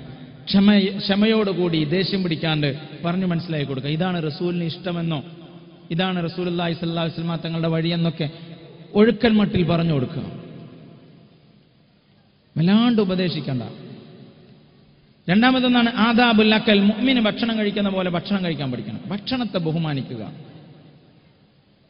ഇതൊന്നും ഉപദേശിച്ചുണ്ടാക്കാനല്ല, നമ്മുടെ വീട്ടിൽ അത്തരം സാഹചര്യങ്ങൾ ഉണ്ടാക്കണം. പറ്റുകയാണെങ്കിൽ ആഴ്ചയിൽ 1 പ്രാവശ്യമാണെങ്കിലും എങ്കിലും, ഒരു ദിവസം ആണെങ്കിൽ 1 ദിവസമെങ്കിലും നിങ്ങൾ ഉമ്മയും ഉപ്പയും മക്കളും ഒരു പാത്രത്തിൽ നിന്ന് ഭക്ഷണം കഴിക്കാനുള്ള ശ്രമം നടത്തുക. അല്ലെങ്കിൽ ഉപ്പ മക്കളെ കൂട്ടിയിട്ട് ഒരു പ്ലേറ്റിൽ നിന്ന് ഭക്ഷണം കഴിക്കാം. കൈ കഴുകും മോനെ. കുൽ മിമ്മ യലീക സമ്മില്ലാഹ വകുൽ ബിയമീനിക വകുൽ മിമ്മ യലീക. ബിസ്മി ചൊല്ലി വലത് കൈകൊണ്ട് നിന്റെ മുന്നിൽ നിന്ന് ആവശ്യത്തിനുള്ള ഭക്ഷണം മാത്രം എടുത്ത് പരമാവധി വിരലുകൊണ്ട് തിന്ന്, വിരലിലൊന്നും ആക്കാതെ ഉള്ള ഭക്ഷണമൊക്കെ നാവ് കൊണ്ട് തുടച്ച് വൃത്തിയാക്കി ഭക്ഷണത്തെ ബഹുമാനിക്കുക. നിങ്ങൾ വലിയ മുതലാളിമാരാണ്, ഒക്കെ സംഭവിച്ചു. നിങ്ങൾക്ക് 1000 ആൾക്കാരെ സദ്യക്ക് വിളിച്ച് 2000 ആൾക്കാർക്കുള്ള ഭക്ഷണം ഉണ്ടാക്കാൻ, 30 ആൾക്കാരെ നോമ്പർക്കലിന് വിളിച്ച് 600 ആൾക്കാർക്കുള്ള ഭക്ഷണം ഉണ്ടാക്കി ഞെട്ടിക്കാൻ ഒക്കെ കഴിവുണ്ട്, ഒക്കെ സംഭവിച്ചു. പക്ഷേ ഭക്ഷണം ബഹുമാനിക്കണം, ഭക്ഷണം ബഹുമാനത്തോടെ കാണണം. നമ്മളൊക്കെ ഇന്ന് ഉള്ള കാലത്തായതുകൊണ്ട് നമ്മളൊക്കെ വളരെ മോശമാണ് ഭക്ഷണത്തിന്റെ മര്യാദകളിൽ. നബി സല്ലല്ലാഹു അലൈഹി വസല്ലമ തങ്ങൾ പറഞ്ഞു, ഇദാ വളഅതു ലുക്മതു അഹദികും ഫൽയഖുദ്ഹാ ഫൽയുമിത് അൻഹൽ അദാ ഫൽയഅകുൽഹാ വലാ തദ്അഹാ ലിശൈത്താൻ ഫഇന്നഹാ ലാ തദ്രി ഫി അയ്യി തആമികുൽ ബറക. നിങ്ങൾ വലിയ എഡ്യൂക്കേഷൻ ഉണ്ട്, നിങ്ങൾ MBBS ആണ്, നിങ്ങൾ BTech ആണ്, MTech ആണ്, നിങ്ങൾ പഞ്ചായത്ത് പ്രസിഡന്റാണ്, ഒക്കെ സംഭവിച്ചു. പക്ഷേ ഇത് വഖഅതു ലുക്മതു അഹദികും, ഒരു പിടി ഭക്ഷണം താഴെ വീണു പോയാൽ ഫൽയഖുദ്ഹാ, അത് എടുക്കണം. വൽയുമിത് അൻഹൽ അദാ, ഉസ്താദായ്മ ചളിയുണ്ട്, ചളി കഴുകിക്കളയണമെങ്കിൽ കഴുകിക്കളയണം, നീക്കിക്കളയണമെങ്കിൽ നീക്കിക്കളയണം. ഫൽയഅകുൽഹാ, എന്നിട്ട് അത് തിന്നണം. വലാ തദ്അഹാ ലിശൈത്താൻ, അത് പിശാചിനെ ഒഴിവാക്കിയിടരുത്. ഇന്നഹു ലാ തദ്രി ഫി അയ്യി തആമികുൽ ബറക, ബറക്കത്ത് ഏത് ഭക്ഷണത്തിലാണെന്ന് അറിയില്ല എന്ന് മുഹമ്മദുൻ സല്ലല്ലാഹു അലൈഹി വസല്ലം. ഒരുപാട് വിശദീകരിക്കേണ്ട ഒരു സംഗതിയാണിത്. മോന് ഭക്ഷണം കൊടുത്ത് ചിപ്സിന്റെ ഒരു കഷ്ണം ചിപ്സ് കൊടുത്ത് ചിപ്സ് താഴത്തേക്ക് വീണ് ഉമ്മ പറയും മോനെ എടുക്കണ്ട. ചോറ് കൊടുത്ത് മോന് ചോറ് ഡ്രൈവിംഗ് ചെയ്തിട്ട് പ്ലേറ്റ് ആയിട്ട് വണ്ടി ഓടിച്ചിട്ടാണ് പോയി, അവിടെ മറിഞ്ഞിട്ട് വീണ് ചോറൊക്കെ പാടെ പോയി. അപ്പോൾ വാപ്പറിനെ അടുത്തുണ്ടേക്കാം, മോനക്ക് വേറെ ചോറ് കൊടുത്താന്ന്. പോട്ടെ, ഞാൻ നിങ്ങളെ വീട്ടിലേക്ക്, ഉസ്താദ് നിങ്ങളെ വീട്ടിലേക്ക് ഭക്ഷണം കഴിക്കാൻ വന്നാൽ ഉസ്താദ് പ്ലേറ്റിൽ നിന്ന് തലികയെന്ന് പ്ലേറ്റിലേക്ക് ചോറിടുമ്പോൾ 2 വറ്റ് നിലത്ത് വീണ് ഉസ്താദ് ഒന്ന് എടുക്കാൻ നിൽക്കുകയാണെങ്കിൽ കാക്ക പറയും അതവിടെ കിടന്നോട്ടെ, നിങ്ങൾ വേറെ എടുത്തോളി. ആരാണ് ഇത് പഠിപ്പിച്ചത് നമുക്ക്? എന്നാ നമുക്ക് ഇത്ര അധികം ഉണ്ടായത്? നിലത്ത് വീണ ഭക്ഷണം എടുക്കാൻ പഠിക്കണം. നമ്മുടെ മക്കളെ അത് പഠിപ്പിക്കണം. ഭക്ഷണത്തെ ബഹുമാനിക്കും. നിങ്ങൾക്ക് വകുപ്പില്ലായിട്ടല്ല, ഭക്ഷണത്തെ ബഹുമാനിക്കുക എന്നുള്ളത് വളരെ അടിസ്ഥാനപരമായ ഒരു ആശയത്തിൽപ്പെട്ടതാണ്. ആദാബുൽ അക്കൽ അടിസ്ഥാനപരമായ മര്യാദകളിൽപ്പെട്ടതാണ്. ഭക്ഷണത്തെ ജീവിതത്തിലെ മുഴുവനും നന്മകളുടെ വഴിയെ നടത്താനുള്ള മാർഗമാണ് പറഞ്ഞു കൊടുക്കുന്നത്. മാരകമായ രോഗങ്ങളിൽ നിന്നുള്ള അസുഖങ്ങളിൽ നിന്നുള്ള പ്രയാസങ്ങളിൽ നിന്ന്, ബുദ്ധിമുട്ടുകളിൽ നമ്മളിൽ നിന്നൊക്കെ ഭക്ഷണം കൊണ്ട് ഒരുപാട് രോഗങ്ങൾ ഉണ്ടാകുന്നു. എത്ര ഭക്ഷണമാണ്! വീട്ടിലൊരു കോഴിയും ഒരു ആടും ഒന്നുമില്ല, നമുക്കിതൊന്നും ബാക്കിയായാൽ കൊടുക്കാൻ പോലും ഇല്ല. ഒക്കെ നമ്മൾ നിർത്തിവെച്ചു. നമ്മളെ വീട്ടിൻ്റെ സെറ്റപ്പിന് അതൊന്നും ഇപ്പം ചേരൂല, ഒക്കെ നമ്മൾ ഒഴിവാക്കി. നമ്മുടെ മാരകമായ രോഗങ്ങളുടെ അതിപ്രസരത്തിൻ്റെ അന്വേഷണങ്ങൾ ചെന്നെത്തേണ്ടത് ഭക്ഷണത്തോടുള്ള നമ്മുടെ മര്യാദകളിൽ നിന്നാണ്. അയാളൊക്കെ ഒരുപാട് പറയുന്നുണ്ട്. നമുക്ക് വേണ്ടി മാത്രമല്ല, നമ്മുടെ മക്കളെ ആ ഭക്ഷണത്തിന്റെ മഹത്വം പഠിപ്പിക്കണം. ചെറുപ്പം മുതൽ നിലത്ത് വീണത് എടുത്ത് തിന്നാൻ പഠിപ്പിക്കണം. ആവശ്യമുള്ളത് മാത്രം കഴിക്കാൻ വേണ്ടി പഠിപ്പിക്കണം. പ്ലേറ്റിൽ ഒരു ഭക്ഷണം പോലും ബാക്കിയിടരുത് എന്ന് പഠിപ്പിക്കണം. കഴുകാൻ പോകുമ്പോൾ കൈ വൃത്തിയാക്കിയിട്ടാണോ പോകുന്നത്, കഴുകാൻ പോലും ആവശ്യമില്ല എന്ന് ഉറപ്പിക്കാൻ പഠിപ്പിക്കണം. അവസാനം ഭക്ഷണം കഴിച്ചു കഴിഞ്ഞ് വെള്ളം കുടിച്ച് വായിലുള്ളത് കണ്ട് ഇറക്കാൻ പഠിപ്പിക്കണം. അതുവരെ അതിൽ കൂടെയാണല്ലോ തിന്നത്. എന്തിനാണിത് പഠിപ്പിക്കുന്നത്? അദ്ദിബുഹു, അദബിന്റെ ഘട്ടത്തിൽ ഏറ്റവും അടിസ്ഥാനപരമായി പഠിപ്പിക്കപ്പെട്ട അദബുകളിൽ ഒന്ന് ഇതാണ്. അദബുൽ അഖിലിനെ വളരെ ഗൗരവമായി കാണാം. ഇങ്ങനെ ഓരോ അദബും പെരുമാറ്റം 3-4 അദബുകളാണ് അവിടെ പഠിപ്പിക്കേണ്ടത്. ഒന്ന്, വളരെ അടിസ്ഥാനപരമായ ചില ശുദ്ധികൾ മനുഷ്യരെ മക്കളെ പഠിപ്പിക്കണം. ആദാബുൽ അഖിൽ പറഞ്ഞു, ആദാബുൽ ഖലാ പറഞ്ഞു, ആദാബുൽ മുആമല, പെരുമാറ്റങ്ങളുടെ ഇന്ററാക്ഷൻസിന്റെ ഇന്റർപേഴ്സണൽ റിലേഷൻഷിപ്പിന്റെ ആദാബുകൾ, സ്വഭാവങ്ങൾ, രീതികൾ പഠിപ്പിച്ചു കൊടുക്കണം. ഇതൊന്നും വയലറിനെടുക്കാനുള്ളതല്ല. ഞാൻ എങ്ങനെ എൻ്റെ വാപ്പാനോട് പെരുമാറുന്നത്, എൻ്റെ വാപ്പാനോടുള്ള എൻ്റെ പെരുമാറ്റം എങ്ങനെ, എൻ്റെ വർത്താനം എങ്ങനെ, ഞാൻ എപ്പോഴാണ് ചൂടാവല്, നിങ്ങളൊന്നും ഉണ്ടായിരുന്നാളെ മക്കൾ പഠിപ്പിച്ചു വെക്കണ്ട. ഞാനൊന്ന് രാവിലെ ഇറങ്ങി പുറപ്പെട്ട് ഏതെങ്കിലും പരിപാടിക്ക് പോകണ്ടാവും. അപ്പോൾ വാപ്പാനോട് അടുത്ത് പോയിട്ട് വാപ്പ ഇന്ന സ്ഥലത്തേക്ക് പോകുകയാണെന്ന് ഞാൻ പറയണം. അല്ലെങ്കിൽ അതിൽ കൂടെ പോകുമ്പോൾ വാപ്പ ചോദിക്കും, എവിടുക്കാ മോനെ പോകണത്? അപ്പോൾ ഒന്ന് നിന്ന്, വാപ്പ ഇന്ന സ്ഥലത്ത് ഇങ്ങനെ ഒരു പരിപാടി ഉണ്ട്, അതിന് പോവാണ്. എങ്ങനെ പോണ്? അങ്ങനെ. എന്താ പോയി പറഞ്ഞിട്ട് കാര്യം? നമ്മളോട് വിചാരിക്കണം, എന്താ ഇപ്പോൾ വാപ്പാക്ക് ഇതൊക്കെ അറിഞ്ഞിട്ട്? ആ ഒരു അസ്വസ്ഥത, അത് വലാ തഖുല്ലഹുമാ ഉഫ്ഫിൻ എന്നതിന്റെ ഭാഗമാണത്. അനിഷ്ടങ്ങളുടെ പ്രകടനം. ഞാൻ അതിലേക്കല്ല പോകുന്നത്.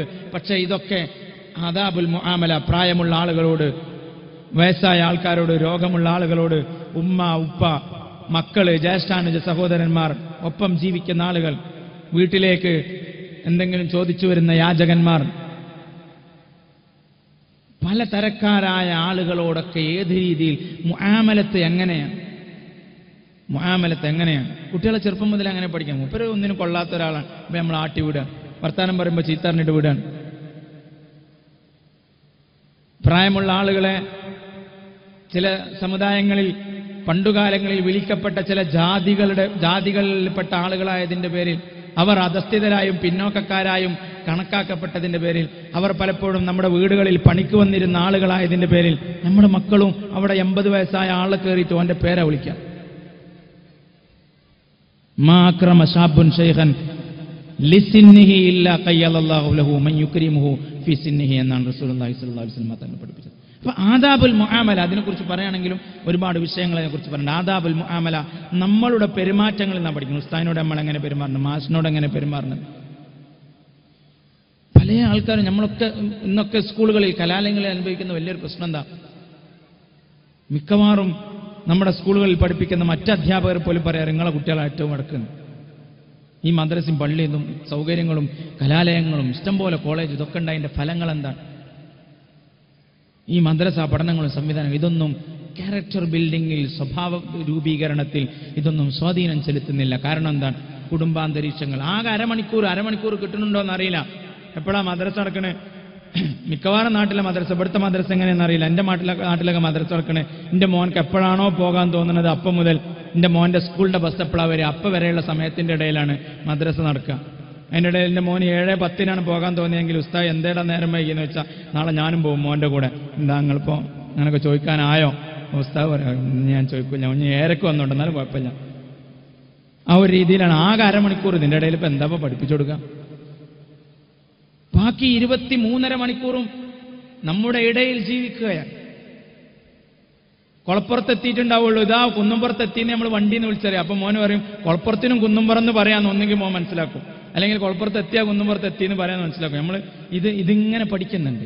ബിഹേവിയറൽ എഡ്യൂക്കേഷൻ എന്ന് പറയാം. നമ്മൾ പറയുന്ന രീതികൾ, നമ്മൾക്കറിയുന്ന പെരുമാറ്റങ്ങൾ. കുട്ടി ഗ്ലാസ് തള്ളിയിടും, അപ്പോൾ വാപ്പ അമ്മ ഒന്നും കൊടുക്കും അല്ലേ, നമുക്ക് ദേഷ്യം പിടിച്ച്, അപ്പോൾ നമ്മളൊന്നാട് അടിക്കും. ചിലപ്പോൾ നമുക്ക് കുറച്ച് നല്ല വാക്കുകളൊക്കെ ഉണ്ട്, നമ്മൾ നായേന്നോ പന്നീന്നോ നായൻ്റെ മോനേന്നോ അങ്ങനെയൊക്കെ നമ്മൾ കുറേ, നമുക്കിപ്പോൾ ഒരു വിഷയമല്ലല്ലോ. കാരണം കൂട്ടുകാർ അമ്മയിൽ വിളിക്കണം, കൂളായിട്ട് വിളിക്കണ പേരാണ്. നായെന്ന് വിളിക്കും, മോനും സാറായിട്ട് നായനാണ് എന്നുള്ള, മറ്റവരും പെടുന്ന പന്നിയെന്ന് വിളിക്കും. മോനും കുഴപ്പമൊന്നും ചെന്താണ് എന്നെ പന്നിയെന്ന് വിളിക്കുമെന്ന് ആരും ചോദിക്കില്ലല്ലോ. മോനും സാറായിട്ട് അവിടെ പന്നിയെ വാന്ന് പറഞ്ഞാൽ മോന് സാറായിട്ട് ചെന്ന് നോക്കും, ഞാൻ പന്നി തന്നെയാണെന്നുള്ള നിൽക്കണം അല്ലേ. നമ്മൾ സാധാരണ കൂട്ടുകാരുടെ ഇടയിലൊക്കെ അങ്ങനെ തന്നെയല്ലേ, അങ്ങനെയാണ്. അപ്പോൾ മോന് നായും പന്നിയൊക്കെ നമ്മളുണ്ട് ആയിക്കണം. അപ്പോൾ കുട്ടി മനസ്സിലാക്കുമ്പോൾ അമ്മയും വാപ്പിയൊക്കെ അങ്ങനെ തന്നെ വിളിക്കുക. സ്വന്തം മോനാന്ന് പോലും ഓർമ്മ ഉണ്ടാവില്ല, ഇവിടെ നായൻ്റെ മോനേന്നോ സൈത്താനേന്നോ അയവാനെന്നൊക്കെ വിളിക്കും. ഓക്കെ, ഇനി കുട്ടി ഇങ്ങോട്ട് നമ്മൾ വിളിക്കൂല, വാപ്പാനെ അടിക്കൂല കുട്ടി, അങ്ങനെ തിരിച്ചു കിട്ടുമെന്ന് അറിയാം. പക്ഷെ അടിക്കേണ്ടടുത്ത് പോയി അടിക്കും. അടുത്ത ദിവസം അയൽവാസി കുട്ടീനായിട്ട് വരും, നിങ്ങളെ മോനെ അടിച്ചാണ്. അപ്പം നമ്മളെ മോനക്ക് പ്രശ്നം ഉണ്ടാവില്ല, മോൻ പറയും മോനെ അടിച്ചിട്ടാണ്, അല്ലെ മോനോട് ഇങ്ങനെ വിളിച്ചിട്ടാണ്. അങ്ങനെ ഇങ്ങനെ ഇഷ്ടമില്ലാത്തത് വിളിച്ചാൽ പോയിട്ട് രണ്ടെണ്ണം കിഴുക്കാൻ ആരെ പഠിച്ച് ഉമ്മ പഠിപ്പിച്ചു തന്നിട്ടുണ്ട്. ഞാൻ അങ്ങനെ പഠിപ്പിച്ചു, അങ്ങനെ ചെയ്തത്, അങ്ങനെയാണ് ചെയ്തത്. ഈ ബിഹേവിയറിൽ നിന്ന് എഡ്യൂക്കേഷൻ പ്രോസസ് നടക്കുന്നുണ്ട്. നമ്മൾ പറയുന്ന വാക്കുകൾ, നമ്മൾ പറയുന്ന പെരുമാറ്റങ്ങൾ, നമ്മൾ ഉപ്പയോട് പെരുമാറുന്നത്, ഉമ്മയോട് പെരുമാറുന്നത്, അയൽവാസിയോട് പെരുമാറുന്നത്, വലിയവരോട് ചെറിയവരോട്, ഈ പെരുമാറ്റങ്ങളൊക്കെ നമ്മുടെ മക്കൾ കണ്ടു പഠിക്കുന്നുണ്ട്. ഇതൊന്നും മക്കൾക്കത് ചെയ്യാനുള്ള ന്യായീകരണങ്ങളല്ല. ഒരു പൊതുവായ സമൂഹത്തിൽ ജീവിച്ചു കൊണ്ടിരിക്കുമ്പോൾ ഇതൊക്കെ നമ്മൾ പരിഗണിക്കണം. അദ്ദിബുഹു, മക്കൾക്ക് അദബ് പഠിപ്പിക്കണം. മക്കളുടെ പ്രയാസങ്ങൾ, ബുദ്ധിമുട്ടുകൾ മനസ്സിലാക്കണം. ഓരോ കുട്ടിയും വ്യത്യസ്തമാണെന്ന് ചിന്തിക്കാൻ നമുക്ക് കഴിയണം. എഡ്യൂക്കേഷന്റെ തിയറി പറയും മൾട്ടിപ്പിൾ എഡ്യൂക്കേഷൻ, മൾട്ടിപ്പിൾ ഇന്റലിജൻസ് എന്നൊക്കെ പറയും. വൈവിധ്യമാർന്ന ബുദ്ധികളാണ് കുട്ടികൾക്കുള്ളത്. ലോകത്തൊരാളും പൊട്ടനല്ല എന്നുള്ളതാണ്. ഒരു പൊട്ടനോ പൊട്ടത്തിയോ ഇല്ല ലോകത്ത് എന്നുള്ളത്. അതുകൊണ്ടാണ് മന്ദബുദ്ധികൾ എന്ന് നമ്മൾ വിളിക്കുന്ന ആൾക്കാർക്ക് സ്കൂളൊക്കെ തുടങ്ങിയത്. ക്രൂരമായി നമ്മൾ കണ്ണ് പൊട്ടൻ എന്നൊക്കെ വിളിക്കുമെങ്കിലും അങ്ങനെ ഒരു പൊട്ടനൊന്നുമല്ല, കണ്ണ് കാണില്ല എന്ന് മാത്രമേ ഉള്ളൂ. അങ്ങ് പരിമിതർ എന്നെ അവരെ വിളിക്കാൻ പാടില്ല, അങ്ങ് വൈകല്യം എന്ന് പോലും പറയാൻ പാടില്ല എന്ന്. അതൊക്കെ ഈ തിരിച്ചറിവാണ്. കണ്ണ് കാണാത്ത എൻ്റെ ഒരു സുഹൃത്ത് പറഞ്ഞു, നിങ്ങൾക്ക് കണ്ണ് വെളിച്ചം ഉണ്ടാകുമ്പോഴല്ലേ കാണാൻ പറ്റുള്ളൂ, നിങ്ങൾക്ക് വെളിച്ചമില്ലെങ്കിലും കാണാം. എൻ്റെ കൈ പിടിച്ചിറങ്ങിക്കോ, കോണി ഇറങ്ങുമ്പോൾ കറണ്ട് പോയപ്പോൾ പറഞ്ഞ ആരാ പൊട്ടൻ? നമ്മളൊക്കെ അങ്ങനെ വിളിക്കുക. നമ്മളെ മനസ്സിന്റെ ക്രൂരത കൊണ്ടാണ് നമ്മൾ കണ്ണാണാത്തവരെ കണ്ണുപൊട്ടെന്നൊക്കെ വിളിക്കണം. അന്ധെന്ന് പോലും ഇന്നലെ രണ്ട് കണ്ണ് പൊട്ടന്മാരെന്ന് വിളിച്ചതിന്റെ പേരിൽ പ്രയാസം അനുഭവപ്പെടുന്ന രണ്ടാളുകൾ പറഞ്ഞു. കണ്ണുപൊട്ടെന്ന് വിളിച്ചതിന്റെ പേരിലല്ല അവർ പ്രയാസം. ഞാൻ ഈ വിഷയം അവരോട് സംസാരിച്ചപ്പോൾ അവർ പറഞ്ഞു, ഞങ്ങളെ അന്ധൻ എന്ന് വിളിച്ചപ്പോൾ ഞങ്ങൾക്ക് എന്തോ ഒരു അവാർഡ് തരാൻ വിളിച്ചപ്പോൾ രണ്ട് അന്ധന്മാരുണ്ട്, ഇവിടെ അന്ധന്മാരുണ്ട് വിളിക്കുന്നവരെന്നെ. അപ്പോൾ ഇഷ്ടപ്പെടുന്നവരല്ല. നമ്മളിങ്ങനെ നമ്മൾ വലിയ ഉഷാറായിട്ട് കേൾക്കണം. എപ്പോഴും അതൊന്നും കാഴ്ച നഷ്ടപ്പെടാന്നറിയില്ല. അള്ളാഹു ആയുസ്സും ആരോഗ്യം നൽകട്ടെ. അപ്പോൾ ഇങ്ങനെയൊക്കെ ജീവിക്കുന്നതിൻ്റെ ഇടയിൽ എല്ലാ ആളുകളും വിലപ്പെട്ടതാണ്. ഓരോ കുട്ടിയും വിലപ്പെട്ടതാണ്. നമ്മളെ കുട്ടികൾ പലപ്പോഴും അനുഭവിക്കുന്ന ഒരു ബുദ്ധിമുട്ട്, അയൽവാസിന്റെ കുട്ടി അല്ലെങ്കിൽ ഏട്ടന്റെ കുട്ടി അല്ലെങ്കിൽ അഞ്ചന്റെ കുട്ടി ഉഷാറായിട്ട് ടിങ്കിൾ ചിങ്കിൾ ലിറ്റിൽ സ്റ്റാർ പാടിയ എന്റെ കുട്ടിക്ക് ദുരിത. ഓനക്ക് പാടാൻ കിട്ടൂല. ഓന് വേറെ രീതിയാണ്. ഓന് ആരെങ്കിലുമൊക്കെ അതിഥികൾ വന്നാൽ ജ്യേഷ്ഠന്റെ മോനും അഞ്ചന്റെ മോനുണ്ടാവും. അപ്പോ ഇക്കാക്ക പറയും, എടാ ആ ടി വിയിൽ പറഞ്ഞ ഡയലോഗ് എന്ന് പറഞ്ഞെടുത്താ. അപ്പൊ അഞ്ചനും ഭാര്യയ്ക്ക് ആകെ വിഷമാവും, എന്റെ മോൻക്ക് ഈ ഡയലോഗൊന്നും പറയാൻ കഴിയില്ലല്ലോ. കുട്ടികൾ വ്യത്യസ്തരാണ്. അപ്പുറത്തെ വീട്ടിന്റെ ഡയലോഗ് മറ്റേ ഈ പ്രോഗ്രസ് കാർഡ് കണ്ടിട്ട് വിഷമിച്ച് പ്രയാസപ്പെട്ട് നടക്കണ എത്ര കുട്ടികളുണ്ടായിരുന്നു. അങ്ങനെ വാപ്പെന്നോ ഓന്റെ പ്രോഗ്രസ് കാർഡാണ്, എന്റെ പ്രോഗ്രസ് കാർഡ് കാണൂല. എന്റെ കുട്ടിയുടെ വളർച്ച, എന്റെ കുട്ടിയുടെ മറ്റേ കുട്ടികളെ നോക്കണ്ടെന്നല്ല പറഞ്ഞത്, അതുമായി താരതമ്യം ചെയ്ത് നമ്മുടെ കുട്ടികൾക്ക് ഏറ്റവും നല്ല രീതിയിൽ വളരാനുള്ള നമ്മുടെ കുട്ടികളെ നമ്മൾ മനസ്സിലാക്കാം. ചില കുട്ടികൾക്ക് പെട്ടെന്ന് പറഞ്ഞാൽ മനസ്സിലാവും, ചില കുട്ടികൾ സ്ലോ ലേണേഴ്സ് ആയിരിക്കാം, ചില കുട്ടികൾക്ക് കാണാതെ പഠിക്കാൻ കഴിയും, ചില കുട്ടികൾക്ക് കാണാതെ പഠിക്കാൻ കഴിയില്ല, ചില കുട്ടികൾക്ക് ചോദിച്ചാൽ ഉത്തരം പറയാൻ കിട്ടും, ചില കുട്ടികൾക്ക് ചോദിച്ചാൽ പറയാൻ കിട്ടില്ല, പരീക്ഷയ്ക്ക് നല്ല മാർക്ക് ഉണ്ടാവും, എഴുതാൻ കഴിയും. ചില കുട്ടികൾ ഏത് ചോദ്യം ചോദിച്ചാലും ഉത്തരം റെഡിയാണ്, ചോദിക്കണതിൻ്റെ മുമ്പ് ഉത്തരം പറയും. പരീക്ഷയ്ക്ക് മാർക്കായിട്ട് വന്നവന് മാർക്ക് ഉണ്ടാവില്ല, അല്ലെങ്കിൽ അവൾക്ക് മാർക്ക് ഉണ്ടാവില്ല. എന്താ കാരണം? പേപ്പറിന് കിട്ടിയ അവൾക്ക് പേടി തുടങ്ങും, എഴുതാൻ കഴിയില്ല. ഇങ്ങനെ കുട്ടികൾ പലതരത്തിലാണ്, ഇത് നമ്മൾ മനസ്സിലാക്കണം. ലേണിംഗ് ഡിസബിലിറ്റി എന്ന് പറയുന്ന ഒരു ഏരിയ ഉണ്ട്. ലേണിംഗ് ഡിസബിലിറ്റി, പഠന വൈകല്യങ്ങൾ. ഇനി വൈകല്യം എന്ന് പറഞ്ഞാൽ വികലാംഗൻ എന്ന് വിചാരിക്കരുത്. ഓരോരുത്തരുടെയും പഠന പ്രക്രിയയിൽ അവർക്ക് ഒരുപാട് തരത്തിലുള്ള പ്രയാസങ്ങൾ അനുഭവിക്കുന്നുണ്ട്. അപ്പൊ അതുകൊണ്ട് ചില കുട്ടികൾ, ഞാൻ ഈ പറഞ്ഞ ചില എത്ര ഡി എഴുതാൻ പറഞ്ഞവനൊക്കെ ബി എഴുതാം. അങ്ങനെയൊക്കെയുള്ള ഒരേ ഉണ്ടാവും. ബാക്ക് പുള്ളിട്ട് എപ്പോഴും മേലെ പുള്ളിയിടും, ന്യൂനാവും. അതൊക്കെ ഒരു ഡിസ്ലെക്സിയ, ഒരു പ്രോബ്ലം എന്താ വെച്ചാൽ ക്യാൻസർ പറഞ്ഞ പോലെ രോഗമൊന്നും നിങ്ങൾ മനസ്സിലാക്കരുത് ദയവ് ചെയ്തിട്ട്. അങ്ങനൊന്നും അല്ലത്. കുട്ടികൾക്കൊന്ന് ശ്രദ്ധയോടെ ചില കാര്യങ്ങൾ കുറച്ച് ശ്രദ്ധയോടെ പഠിപ്പിക്കണം. ചിലപ്പോൾ ഒരു കുട്ടി എന്നും സ്കൂളിൽ നിന്ന് മദ്രസയിൽ നിന്നും അടി വാങ്ങി വരും. ഭയങ്കര പരാതിയാണ് കുട്ടിനെ കുറിച്ച്. അപ്പം എന്താ പറഞ്ഞോ, അവിടെ ഇരിക്കാൻ പറഞ്ഞാൽ അവിടെ ഇരിക്കൂലോ, എപ്പോഴും ബോർഡിൻ്റെ അടുത്ത് വന്നിട്ട് അങ്ങനെ നിൽക്കും. അപ്പോൾ ഉസ്താദിനും ടീച്ചർക്കും ഒക്കെ ദേഷ്യ കുട്ടീനെ എന്നും അടി വാങ്ങിയിട്ടേ വരാം. 2ാം ക്ലാസ്സിലെ ടീച്ചർ രക്ഷിതാവിനെ വിളിച്ച് പറഞ്ഞു, നിങ്ങൾ അടിയന്തരമായിട്ട് എൻ്റെ കണ്ണൊന്ന് പരിശോധിക്കണം. അപ്പോൾ കണ്ണ് ഡോക്ടറെ അടുത്ത് പോയി. കണ്ണ് ഡോക്ടർ ടെസ്റ്റൊക്കെ നടത്തിയിട്ട് ബാപ്പാനോട് പറഞ്ഞു, നിങ്ങൾ 3ാം വയസ്സിൽ കണ്ണട വെക്കേണ്ട കുട്ടിയാണിത്, അവന് കാണുന്നില്ല, അവന് കാണായിട്ടായി പോണത് ഇതിൻ്റെ അടുത്തേക്ക്, അവൻ അടുത്ത് പോയാലേ കാണുള്ളൂ, അടുത്ത് കാണില്ല. അത് തിരിച്ചറിയുമ്പോൾ രക്ഷിതാവിന് കരച്ചിലുണ്ടാകുന്നു. ഓരോ കുട്ടിയുടെയും ഏതെങ്കിലും തരത്തിലുള്ള പ്രയാസം, ഞാൻ പറഞ്ഞത് എല്ലാം ഇങ്ങനെ നോക്കി നടക്കണമെന്നല്ല, ഇങ്ങനെയൊക്കെ ഒരുപാട് ഘടകങ്ങളെ നമ്മൾ മനസ്സിലാക്കണം. കുട്ടികളെ ഒരുപാട് തരത്തിൽ അവരെ വളരാൻ, അവരുടെ ഒരുപാട് തരത്തിലുള്ള വളർച്ചയ്ക്ക് വേണ്ടിയുള്ള സഹായങ്ങൾ നമ്മൾ ചെയ്തു കൊടുക്കണം. അവർക്ക് എങ്ങനെ പഠിക്കാൻ, എന്താണ് അവരുടെ പോരായ്മകളുള്ളത്.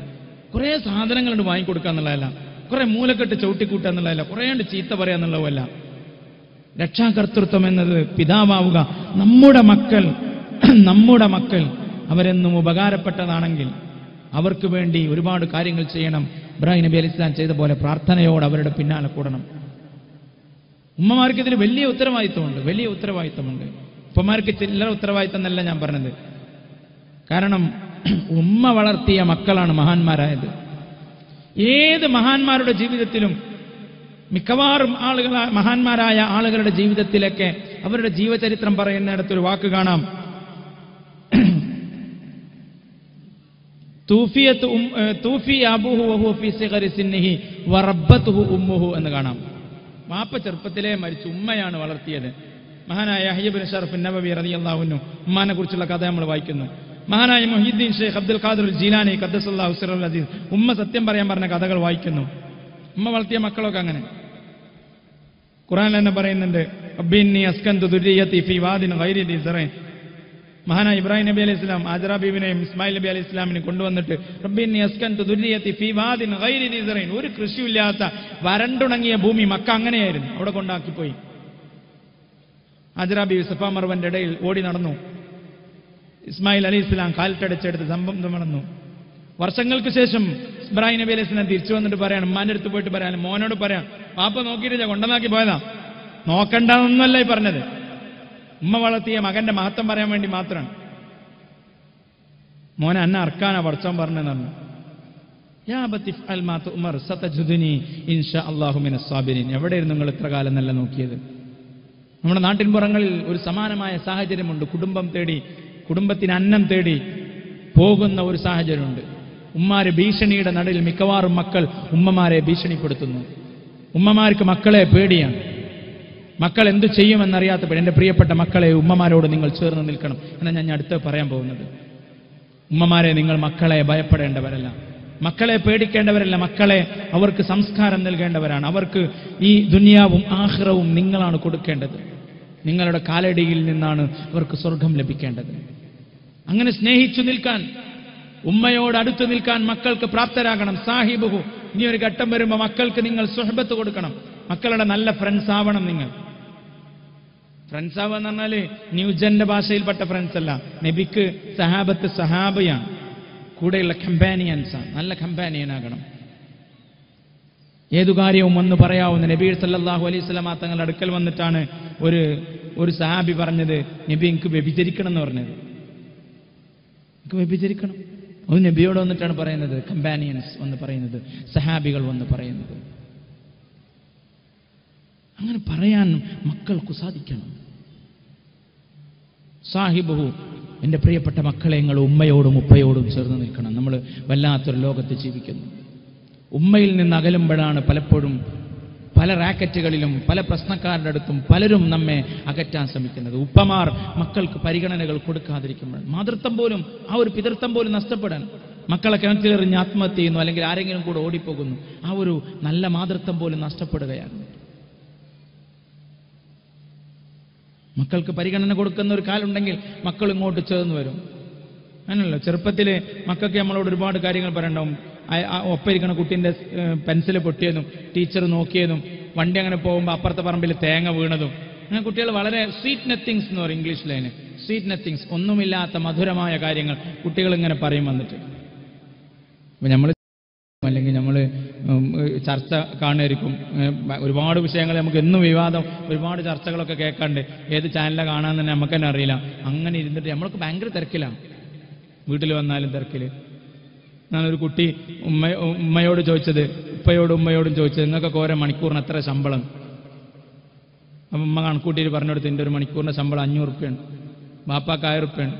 മോൻ അടുത്ത കുറച്ച് കാലത്തിന് ആ പൈസ അവിടുന്ന് ഇവിടുന്നൊക്കെ ഉണ്ടാക്കിയിട്ട് ഉമ്മാൻ്റെ കയ്യിൽ പൈസ കൊടുത്തിട്ട് പറഞ്ഞു, ഉമ്മ നിങ്ങൾ ഒരു മണിക്കൂർ എനിക്ക് തരണം, എന്താ 500 റുപ്യ. മക്കൾക്ക് വാപ്പാനും ഉമ്മാനും കിട്ടണില്ല. അതുകൊണ്ട് എവിടെ നിന്നാണോ എന്തൊക്കെ കിട്ടുന്ന അവിടെ പോവും. വാപ്പിയമ്മയും വെറുപ്പിക്കണമെന്നല്ല ഞാൻ പറഞ്ഞത്, മക്കൾ വെറുപ്പിക്കുന്നല്ല. വെറുപ്പിക്കൽ മക്കൾ അങ്ങനെ ഇപ്പം പറയാം, വാപ്പ വെറുപ്പിക്കലാണ്, ഉമ്മ വെറുപ്പിക്കലാണ് എന്നൊക്കെ പറയും കുട്ടികൾ. വെറുപ്പിക്കലാണെന്ന് തോന്നാത്തൊരു ബന്ധം ഉണ്ടാകണം. എൻ്റെ പ്രിയപ്പെട്ട മക്കളെ, നിങ്ങൾ ഉമ്മയെയും ഉപ്പയെയും വെറുപ്പിക്കലായി കാണരുത്. അവർ നിങ്ങളുടെ ഉമ്മയും ഉപ്പയുമാണ്. ആ സ്ഥാനത്തെത്തുമ്പോഴാണ് നിങ്ങൾക്കത് തിരിച്ചറിവുണ്ടാവുക. വലിയൊരു പ്രൊട്ടക്ഷൻ നിങ്ങളുടെ ജീവിതത്തിൽ നൽകേണ്ട ആളുകളാണ് അവർ. അവരുടെ സാന്നിധ്യവും അവരുടെ പ്രാർത്ഥനവും അനുഗ്രഹമായിട്ടുണ്ടാകണം. റബ്ബി ജഅൽനി മുഖീമസ്സലാത്തി വമിൻ ദുർരിയതി റബ്ബനാ വതഖബ്ബൽ ദുആ. നമ്മുടെ പ്രാർത്ഥനകളിൽ മഹാനായ ഇബ്രാഹിം നബി അലൈഹി ഇസ്ലാമിന്റെ സ്ഥിരമായ പ്രാർത്ഥനയായിരുന്നു, റബ്ബി ഇജ്അൽനി മുഖീമസ്സലാ, പടച്ചവനെ എന്നെ നിസ്കാരം നിലനിർത്തുന്നവരിലാക്കണേ, വമിൻ ദുർരിയതി, എൻ്റെ മക്കളും നിസ്കാരം നിലനിർത്തണം.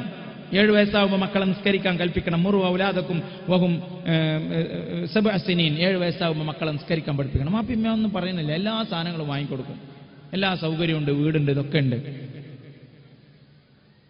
നല്ലത് പറഞ്ഞു കൊടുക്കണം.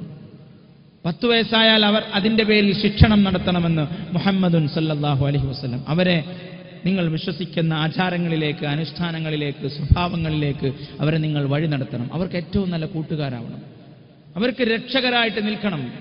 മക്കൾ അനുഭവിക്കുന്ന, ഞാൻ നേരത്തെ പറഞ്ഞ വിഷയം പറയുന്നത്, മക്കൾ അനുഭവിക്കുന്ന വളരെ പ്രധാനപ്പെട്ട ഒരു വിഷയം, ഒരുപാട് തരത്തിലുള്ള ലൈംഗിക ചൂഷണങ്ങൾ നടത്തുന്നു. ചൈൽഡ് സെക്ഷൽ അബ്യൂസ് എന്ന് പറയുന്നത് ഇനി വലിയൊരു പ്രോബ്ലമാണ്.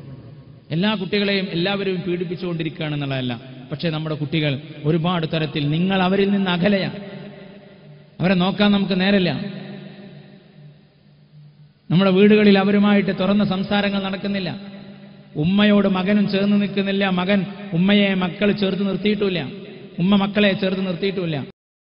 ഇപ്പോഴും അങ്ങനെ തന്നെയാണ്. എപ്പോഴും നിങ്ങളൊന്ന് ആലോചിച്ചോ, നിങ്ങളൊരു വളർന്ന മകനോട് മകളോട് ഒന്ന് കൈ പിടിച്ച് സലാം പറയാൻ പോലും നമുക്കൊരു നാണമാണ്. ഒന്ന് ചേർത്ത് പിടിച്ചൊന്ന് ഉമ്മ കൊടുത്തിട്ട് എത്ര കാലമായി? വായിലൊരു ഉരുള ചോറ് വെച്ച് കൊടുത്തിട്ട് എത്ര കാലമായി? മകൻ ഒരു തരം അലർജിയാണ് അല്ലേ? ഒരു 12-11 വയസ്സായ മോൻക്ക് ഉമ്മാന്റെ കയ്യിൽ നിന്ന് ഒരു ഉരുള ചോറ് വാങ്ങിത്തരാൻ, ഉപ്പയോടൊന്ന് ചേർന്ന് നിൽക്കാനുള്ള ഒരു എന്തോ ഒരു വല്ലായ്മ രൂപപ്പെടുന്നത് എവിടെ നിന്നാണ്? ചോറ് വെച്ചോ, എപ്പോഴാണ് വന്നത്, എപ്പോഴാണ് പോണത്, സ്കൂളിന്റെ ബസ് എപ്പോഴാണ് വരിക, സ്ഥിരിട്ടിട്ടില്ല, ഞാൻ ഡ്രസ്സ് അവിടെ വെച്ചിട്ടുണ്ട്, ഇന്ന് പോകുമ്പോൾ വാപ്പത് തന്നാണ്, അത് അവിടെ കൊടുത്താലട്ടാ. ഇങ്ങനെയൊക്കെയുള്ള സാധാരണ ഒരു കാഷ്വൽ ടോക്സ്, സാധാരണ പറയുന്ന കുറേ വർത്താനങ്ങൾ, ഇത് മാത്രമാണ് നമ്മൾ തമ്മിൽ, മക്കളും ഉമ്മയും ഉപ്പയും നടക്കുന്ന കമ്മ്യൂണിക്കേഷൻ ഇത് മാത്രമായി മാറുന്നു. അതിലപ്പുറം എപ്പോഴാണ് മക്കളെ മോനെ നിന്നെ എനിക്കിഷ്ടമാണെന്ന് പറഞ്ഞ് അങ്ങനെ ചേർന്ന് നിൽക്കാവുന്ന ഒരു ബന്ധം നഷ്ടപ്പെട്ടു പോകുന്നു. നമ്മുടെ മക്കൾ നമുക്ക് നഷ്ടപ്പെടുന്ന വളരെ പ്രധാനപ്പെട്ട ഒരു ഘട്ടം, അവർ വളർന്നു വരുന്ന ഒരു ഘട്ടമാണ്. ഒരു 8, 9, 10 വയസ്സ് മുതൽ അവർ വളർന്നു വരികയാണ്. ഒരു കൺഫ്യൂഷനുള്ള ഘട്ടമാണ്. 10, 12, 11 വയസ്സായിട്ടുണ്ടാവും. ചില കുട്ടികൾ വയസ്സറിയിച്ചിട്ടുണ്ടാകും, പ്രായപൂർത്തിയായിട്ടുണ്ടാകും. അങ്ങനെയൊക്കെ വരുന്ന ഘട്ടത്തിൽ കൺഫ്യൂഷനുള്ള ഘട്ടമാണ്. ഞാൻ കുട്ടിയാണോ വലിയ ആളാണോ? ഓള് ചെറിയ കുട്ടികളൊപ്പം പോയിട്ട് കല്ല് കളിക്കും, അല്ലെങ്കിൽ ചെറിയ കുട്ടിൻ്റെ കൂടെ വീട്ടിൽ നടന്നിട്ട് വികൃതിയൊക്കെ കാട്ടിയിട്ട് നമ്മൾ വേണം ഇജിത്ര കുട്ടിയാടാ, അല്ലെങ്കിൽ ഇജിത്ര കുട്ടിയാണടി, കുട്ടികളൊപ്പം ഇരുന്നിട്ട് കല്ല് കളിക്കണമെന്നൊക്കെ പറഞ്ഞിട്ട് നമ്മളോളെ ചീത്തറി അല്ലെങ്കിൽ ഓനെ ചീത്തറി. അപ്പോൾ മനസ്സിലായി ഞാൻ വലുതായിട്ടുണ്ട്, കുട്ടിയല്ല, നോ മോർ കിഡ്സ്. കുറച്ച് കഴിഞ്ഞ് ഉമ്മി വാപ്പി എന്തെങ്കിലും വിഷയങ്ങളൊക്കെ ചർച്ച ചെയ്യായിരിക്കും. അതിഥി വരുന്നുണ്ട്, എന്താ ചോറുണ്ടാക്കേണ്ടത്? അപ്പം ഉമ്മ പറഞ്ഞ് ചിക്കൻ ബിരിയാണി ഉണ്ടാക്കാം, വാപ്പ പറഞ്ഞ് പോത്ത് ബിരിയാണി ഉണ്ടാക്കാം. അപ്പം മോള് പറഞ്ഞ് അല്ലേ നമുക്ക് ഫിഷ് ബിരിയാണി ഉണ്ടാക്കാം, ഇന്നലെ ഞാൻ TV-യിൽ കണ്ടിരുന്നു. ഇപ്പോൾ ഇരുന്ന് പഠിക്കണേ, വലിയൊരു വർത്താനം പറഞ്ഞു കൊടുത്ത് കുട്ടിയൊക്കെ എന്താ കാര്യം? അപ്പോൾ അവൾക്ക് സംശയമായി, ഇന്നലെ ഞാൻ കുട്ടിയല്ല എന്ന് പറഞ്ഞു ഉമ്മ, ഞാൻ ഇപ്പോൾ വലിയ ആളുമല്ല, ഞാൻ ഇപ്പോൾ എന്താണെന്നിങ്ങനെ സംശയം വരുന്നൊരു ഘട്ടമുണ്ട്. അവരെ നിങ്ങൾ ഉറപ്പിച്ച് നിർത്താൻ ശ്രമിക്കണം, അവരെ പരിഗണിക്കണം. ഇവർക്ക് പരിഗണന ആവശ്യമാണ്. കണ്ണാടിയുടെ മുമ്പിൽ സമയം കൂടുതൽ ചെലവഴിച്ച് അവനവനെക്കുറിച്ച് കൂടുതൽ ആലോചിക്കുന്ന ഒരു സമയമാണ്. അവരുടെ ശരീരം വളരുന്നുണ്ട്, അവരുടെ ചിന്തകൾ വളരുന്നുണ്ട്, അവരുടെ ഇമോഷൻസ്, അവരുടെ വൈകാരികമായ ഭാവങ്ങൾ വളരുന്നുണ്ട്. അവരിൽ ദേഷ്യം, അസ്വസ്ഥത, പ്രണയം, മോഹങ്ങൾ, താല്പര്യങ്ങൾ, ആഗ്രഹങ്ങൾ ഇതൊക്കെ വളരുന്ന ഒരു ഘട്ടമാണ്. ഇതിനോടൊക്കെ കോപ്പപ്പ് ചെയ്യാന്ന് പറയും. ഇതിനോടൊക്കെ ഏതു രീതിയിലാണ് ഈ വളർച്ചയോട് പ്രതികരിക്കേണ്ടത് എന്ന് അവർ സ്വാഭാവികമായും ആലോചിക്കുകയും ചിന്തിക്കുകയും ചെയ്യുന്ന ഒരു ഘട്ടമാണ്. അവിടെ വാപ്പാനിമ്മാനും കിട്ടണില്ല. ഏറ്റവും നല്ല സുഹൃത്തുക്കളാകേണ്ടത് പ്രധാനമായും ഉമ്മയാണ്, പിന്നെ ഉപ്പയാണ്. എന്റെ മക്കളെ, നിങ്ങൾ ആ പ്രായം വരുമ്പോൾ നിങ്ങളുടെ ഏറ്റവും ചാലഞ്ചിങ് പീരീഡാണ്. ഏറ്റവും ചാലഞ്ചിങ് പീരീഡാണ് ഒരു മനുഷ്യന്റെ ജീവിതഘട്ടത്തിൽ പ്രായപൂർത്തിയാകുന്ന ഘട്ടം. 9 വയസ്സ് മുതൽ 10 വയസ്സ് മുതലൊക്കെ അള്ളാഹുവിന്റെ അടുക്കൽ മതത്തിന്റെ ഭാഷയിൽ പറഞ്ഞാൽ ആഖിലും ബാലിഗുമായ റെസ്പോൺസിബിളായ നമ്മളെ കുട്ടികളെ എന്ന് വിളിച്ചിട്ട് പിന്നെ വല്ല പറ്റിക്കുക. നമ്മളെല്ലാവരും പറയാം കുട്ടികളൊക്കെ ഉണ്ടെന്നാ പറയാം. അവർ ഇനിയും കുട്ടികളല്ല, അവർ അള്ളാഹുവിന്റെ അടുക്കൽ ഉത്തരവാദിത്തമുള്ള ആളാണ്. അതവരെ ബോധ്യപ്പെടുത്തി കൊടുക്കണം. പ്രായപൂർത്തിയായ മകനെ വിളിച്ച്, മകളെ വിളിച്ച്, അവർക്ക് എത്രമാത്രം അത് മനസ്സിലായില്ല എങ്കിലും അവരെ ബോധ്യപ്പെടുത്തി കൊടുക്കണം. യു ആർ റെസ്പോൺസിബിൾ, നിങ്ങളിപ്പോൾ ഉത്തരവാദിത്തമുള്ള ഒരാളാണ്. ഞങ്ങളൊക്കെ മനസ്സിലിച്ച് കുട്ടിയാണെങ്കിലും അള്ളാഹിന്റെ അടുക്കൽ നിങ്ങൾ വലിയ ആളാണ്. നിങ്ങളെ നിസ്കാരം, സൽക്കർമ്മങ്ങൾ, പ്രവർത്തനങ്ങൾ, നന്മകൾ, തിന്മകൾ ഒക്കെ വാല്യുബിൾ ആണ്, ഉപകാരപ്രദമാണ്, അല്ലെങ്കിൽ ഉപദ്രവകരമാണ്. ഇതവർക്ക് പറഞ്ഞ് ബോധ്യപ്പെടുത്തി കൊടുക്കണം. ജീവിതത്തിലെ ഏറ്റവും ചാലഞ്ചിങ് ആയ, വിവാഹം കഴിച്ചാൽ ഒരു തരം മെച്ചോറിറ്റി എത്തുമ്പോഴാണ്, പക്വത എത്തുമ്പോഴാണ് വിവാഹം കഴിക്കുക. നിക്കാഹിന്റെ സദസ്സിൽ പറയുന്നത് പക്കത്ത് അഹ്റസ സുലുസൈ ദീനീന, ദീനിൽ 2/3 സംരക്ഷിക്കപ്പെട്ടു എന്നാ പറയുന്നത് അല്ലെ. ദീനിൽ 2/3 സംരക്ഷിക്കപ്പെട്ടു. അപ്പൊ പ്രായപൂർത്തിയായത് മുതൽ ദീനിൽ 2/3 സംരക്ഷിക്കപ്പെടുന്ന വിവാഹപ്രായം വരെ ഒരു ആൺകുട്ടിയും ഒരു പെൺകുട്ടിയും, പ്രധാനമായും നമ്മൾ ടീനേജ് എന്നോ ഏർലി യൂത്ത് എന്ന് പറയുന്ന കൗമാരപ്രായവും യുവത്വത്തിന്റെ ആദ്യഘട്ടവും ഏറ്റവും ചാലഞ്ചിങ് ആയ, ഏറ്റവും വെല്ലുവിളികൾ നിറഞ്ഞ, ഒരുപാട് കാര്യങ്ങൾക്ക് ഉത്തരം തേടുന്ന, ജീവിതത്തിലെ ഭാവി കാലഘട്ടങ്ങളിലൊക്കെ സ്വാധീനം ചെലുത്താവുന്ന തരത്തിൽ ആഘാതങ്ങളോ പ്രത്യാഘാതങ്ങളോ ഒക്കെ ഉണ്ടാകുന്ന ഒരു ഘട്ടമാണ്. അവരോട് ചേർന്ന് നിൽക്കാനും ഉപദേശങ്ങളല്ല അവർക്ക് ആവശ്യം, സൗഹൃദങ്ങളാണ്. അതുകൊണ്ടാണ് സാഹിബുഹു എന്ന് പറഞ്ഞത്. കുട്ടികളൊക്കെ എന്താ പറയാ, ഫ്രണ്ട്സിന്റെ കൂടെ പോകാനാ താല്പര്യം എന്ന് പറയും. നിങ്ങളൊക്കെ എന്നെ പറഞ്ഞില്ല, ഓന്റെ ചങ്ങായിമാരുണ്ട് വന്ന, ഓളെ ചങ്ങാഴ്ചകളുണ്ട് വന്ന ഓള് 100 ആളാ, വീട്ടിലൊന്നും മുണ്ടും കൂടിയില്ല അല്ലെ. നമുക്ക് വളർന്ന നമ്മുടെ മക്കളെ കുറിച്ച് നമ്മുടെ പരാതി അതാണ്, നമ്മുടെ കമന്റ്സ് അതാണ്. അവർക്ക് സൗഹൃദങ്ങളാണ് താല്പര്യം. കേവലമായി പ്രൊട്ടക്ട് ചെയ്ത് നിർത്തുക എന്നുള്ളതല്ല, അവർക്ക് വന്ന് തുറന്ന് സംസാരിക്കാം. എൻ്റെ പ്രിയപ്പെട്ട മക്കളെ, നിങ്ങളും ആ പ്രായത്തിൽ ഉമ്മമാരോട് ഉപ്പമാരോട് ചേർത്ത് നിൽക്കണം. ഉമ്മയെ നിങ്ങൾ വെറും ഒരു വേലക്കാരിയായി കാണരുത്. ഉപ്പയെ ഒരു ATM മെഷീൻ മാത്രമായിട്ട് കാണരുത്, ചോദിച്ച പൈസ മുഴുവൻ തരുന്ന ഒരു ATM മെഷീൻ മാത്രമായിട്ട്. ഉമ്മ നല്ലൊരു പാചകക്കാരി മാത്രമല്ല നിങ്ങൾക്ക്. നിങ്ങളുടെ വസ്ത്രം അലക്കി തരുന്ന, നിങ്ങളെ ജീൻസിലൊക്കെ എത്ര ചളിയുണ്ടെന്ന് അലക്കണം ഉമ്മാക്കും പഠിച്ചവനും മാത്രമേ അറിയുള്ളൂ. ഇത് അലക്കി സമയത്ത് കിട്ടിയില്ലെങ്കിൽ നമുക്ക് ചൂടാവും, ദേഷ്യം പിടിക്കും, ഉമ്മാനെ ചീത്തറക്കും. ഉമ്മ ഒരു വേലക്കാരിയായി പോവാണ്. എൻ്റെ മക്കളെ, നിങ്ങളുടെ ജീവിതത്തിലെ ഏറ്റവും പ്രധാനപ്പെട്ട ഒരു ഘട്ടമാണ്. ഒരു പാത്രമെങ്കിലും കഴുകി കൊടുക്കാൻ മക്കളെ നിങ്ങൾ സമയം കണ്ടെത്തണം. ഡിറ്റർജന്റായി, സോപ്പ് പതയായി, ചൊറി പിടിക്കുന്ന, പൊട്ടിപ്പോകുന്ന, വേദനിക്കുന്ന, പണിയെടുത്ത് പ്രയാസപ്പെടുന്ന ഉമ്മയുടെ കൈയിന്റെയും മനസ്സിന്റെയും തളർച്ചകൾ തിരിച്ചറിയാൻ എൻ്റെ പ്രിയപ്പെട്ട ആൺകുട്ടികളെ, പെൺകുട്ടികളെ നിങ്ങൾക്ക് സാധിക്കണം. ഉമ്മയോട് അകലുമ്പോൾ അയാഥാർത്ഥ്യമായ, മുതലാക്കാൻ വേണ്ടി മാത്രം കാത്തു നിൽക്കുന്ന പ്രണയങ്ങളിൽ കുരുങ്ങിപ്പോകുന്നു. ഉമ്മയോടകലുമ്പോൾ, ഉപ്പയോടകലുമ്പോൾ എൻ്റെ പ്രിയപ്പെട്ട മക്കളെ, നിങ്ങൾ പലപ്പോഴും നിങ്ങളുടെ പഠനം മുടങ്ങുന്നു, നിങ്ങളുടെ ചിന്തകൾ പലതരത്തിലാകുന്നു. പലതരത്തിൽ അബ്യൂസ് ചെയ്യുന്ന, നിങ്ങളെ ഉപദ്രവിക്കുന്ന, നിങ്ങളോട് മോശമായി പെരുമാറുന്ന ആളുകളുടെ കരങ്ങളിൽ നിങ്ങൾ എത്തിപ്പോകുന്നു. എൻ്റെ പ്രിയപ്പെട്ട രക്ഷിതാക്കളെ, നിങ്ങളുടെ മക്കൾക്ക് ഏറ്റവും പ്രധാനപ്പെട്ട ഒരു സംരക്ഷണം നൽകേണ്ട ഒരു പ്രായമാണ്. ഞാൻ പറഞ്ഞു വന്ന വിഷയം അവരുടെ ലൈംഗികതയുടെ പ്രൊട്ടക്ഷനാണ്. മക്കളെ ഉപദ്രവം ചെയ്യുന്ന ഒരുപാട് ആളുകളുണ്ട്. എപ്പോഴും എല്ലാ മക്കളും ഉപദ്രവിക്കുകയാണെന്ന് വിചാരിച്ചിങ്ങനെ നോക്കി. ഒരു ജാഗ്രത രക്ഷിതാക്കൾക്ക് ആ വിഷയത്തിൽ ഉണ്ടാകണം. പത്രങ്ങളിൽ വായിക്കുമ്പോൾ വിഷമിക്കേണ്ട സംഗതിയല്ല ഇത്. നമ്മുടെ മക്കൾ ആരെങ്കിലും, ഏറ്റവും അടുത്ത ബന്ധുക്കൾ പലപ്പോഴും അത് ഏറ്റവും അടുത്ത രക്തബന്ധമുള്ള എളാപ്പമാരും അമ്മാവന്മാരും കുടുംബത്തിന് നമ്മൾ ഒരിക്കലും അത് പറയില്ല, മക്കൾ ചിലപ്പം പറയില്ല, പറഞ്ഞാൽ കുടുംബം തകരുന്ന് പേടിക്കും. അവിടെ നമ്മൾ ഹലാലും ഹറാമും പഠിപ്പിച്ചു കൊടുക്കണം. പഴഞ്ചനായതുകൊണ്ട് നമ്മളെ മതത്തിന് അതൊരു വീക്ഷണമുണ്ട്, ഒരു വിശ്വാസ രീതിയുണ്ട്. ആർക്ക് ആരുമായൊക്കെ ബന്ധപ്പെട്ട് ജീവിക്കാം, ആർക്കൊക്കെ കൈയൊടുക്കാം, ആരൊക്കെ ബൈക്കിന്റെ പിന്നിൽ ഇരുത്താം. പങ്കളുക്കാക്കാനോട് പറയും, മോനോട് വെള്ളം ഒന്ന് കൊണ്ടായി കൊടുക്കാൻ പറയും.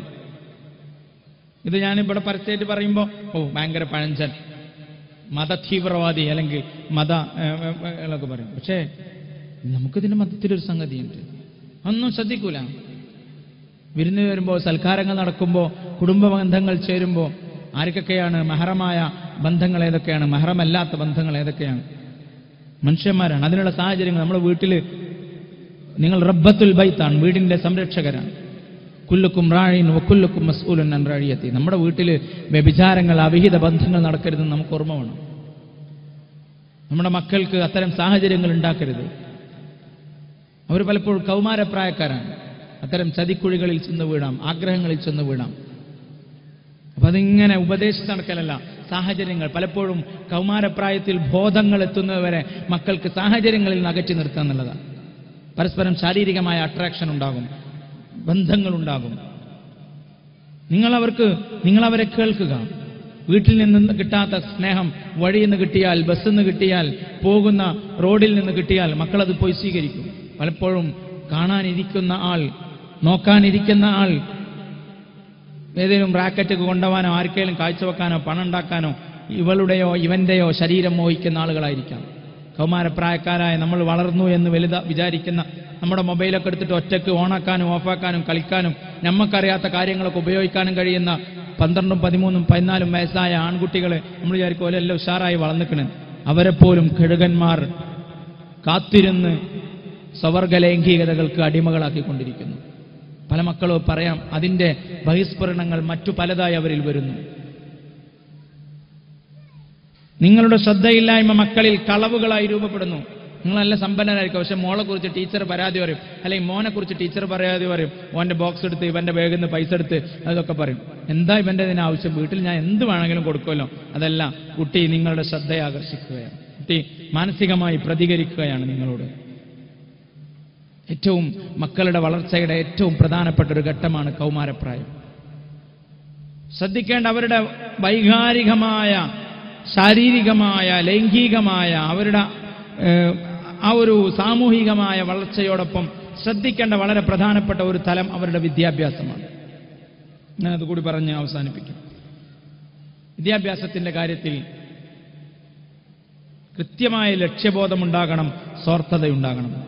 മക്കളെ വളർത്തുമ്പോൾ ഗൗരവമായി ശ്രദ്ധിക്കേണ്ട ഒരു മെയിൻ ഏരിയയാണ് വിദ്യാഭ്യാസം. നിങ്ങൾ അവരെ ഏത് സ്കൂളിൽ പഠിപ്പിക്കുന്നു, ഏത് വിദ്യാഭ്യാസം പഠിപ്പിക്കുന്നു? നേരത്തെ പറഞ്ഞല്ലോ, വലദുൻ സാലിഹുൻ യദ്ഉ ലഹു, പ്രാർത്ഥിക്കുന്ന സാലിഹായ സന്താനമെന്നാണ് റസൂലുള്ളാഹി സ്വല്ലല്ലാഹു അലൈഹി വസല്ലം തങ്ങൾ പറഞ്ഞത്. രക്ഷിതാക്കൾക്ക് ഇതിൽ ഒരു ചെറിയ സ്വാർത്ഥത ഉണ്ടാവണം. കാരണം നമ്മളൊന്നും ഈ ദുനിയാവിൽ ശാശ്വതമായി ജീവിക്കുന്നു വിചാരിക്കാത്തവരാണ്. നിസ്കരിക്കാതെ, നോമ്പോക്കാതെ, പലപ്പോഴും ലോഹറിന്റെ അതേ സമയത്ത് പോയിട്ട് ലോഹർ കലാവാമൺ പോണ സമയത്ത് പോയിട്ട് ലോഹർ നിസ്കരിച്ച് അങ്ങനെയൊക്കെ ഉണ്ടാക്കുന്ന സ്വത്തും മുതലൊക്കെ മരിച്ചു കഴിഞ്ഞാൽ തീർന്നു. അഭിമാനത്തിന് വേണ്ടി മാത്രം, സ്കൂളിൽ ഫുള്ള് A+ കിട്ടാൻ വേണ്ടി മാത്രം, A+ കിട്ടണം തന്നെയാണ് ഞാൻ പറയുന്നത്. പക്ഷെ 10ാം ക്ലാസ്സിൽ ഫുള്ള് A+ കിട്ടാൻ 5ാം ക്ലാസ്സിൽ മദ്രസ പഠനം നിർത്തുക. എന്നിട്ട് മരിച്ചാല് മക്കള് ആരെ ഇപ്പൊ വാടകയ്ക്ക് ഓതാൻ കിട്ടാൻ തെരഞ്ഞെടുക്കുക. ഓദിപ്പിച്ചോളി, അതൊക്കെ നല്ല സംസ്കാരം തന്നെയാണ്, നമ്മുടെ രീതി തന്നെയാണ്. പക്ഷെ സ്വന്തം മോൻ ഒരു ഫാത്തിയെങ്കിലും ഓതാനുള്ള മനസ്സെങ്കിലും ഉണ്ടാവണ്ടേ? ഓൻ ഫോം വിളിച്ച് നടക്കുക ഫുള്ള്. ഒരു ഫാത്തിയ ഓതി അതിയെ ചെയ്യാൻ അപ്പുറത്തിപ്പുറത്തൊക്കെ കിടക്കുന്ന ഖബറിന്റെ മക്കളൊക്കെ വന്നിട്ട് ഒന്ന് ദ്വാർക്കുമ്പോ സ്വന്തം വാപ്പാക്കുമ്മാക്കും വേണ്ടി ഒന്ന് ദ്വാർക്കണമെന്നെങ്കിലും ചിന്തിക്കാൻ. MBBSന് 80 ലക്ഷം കൊടുത്തിട്ട് സീറ്റ് വാങ്ങിയാൽ മാത്രം അതുകൊണ്ടാവൂല. സീറ്റ് വാങ്ങണ്ടെന്നോ വാങ്ങണമെന്നോ അല്ല ഞാൻ പറയണത്. പക്ഷേ ഇത് ഗൗരവമായൊരു വിഷയമായിട്ട് കാണണം. ഇങ്ങ് നിർത്താനുള്ള സിഗ്നൽ കിട്ടിയിട്ടുണ്ട്.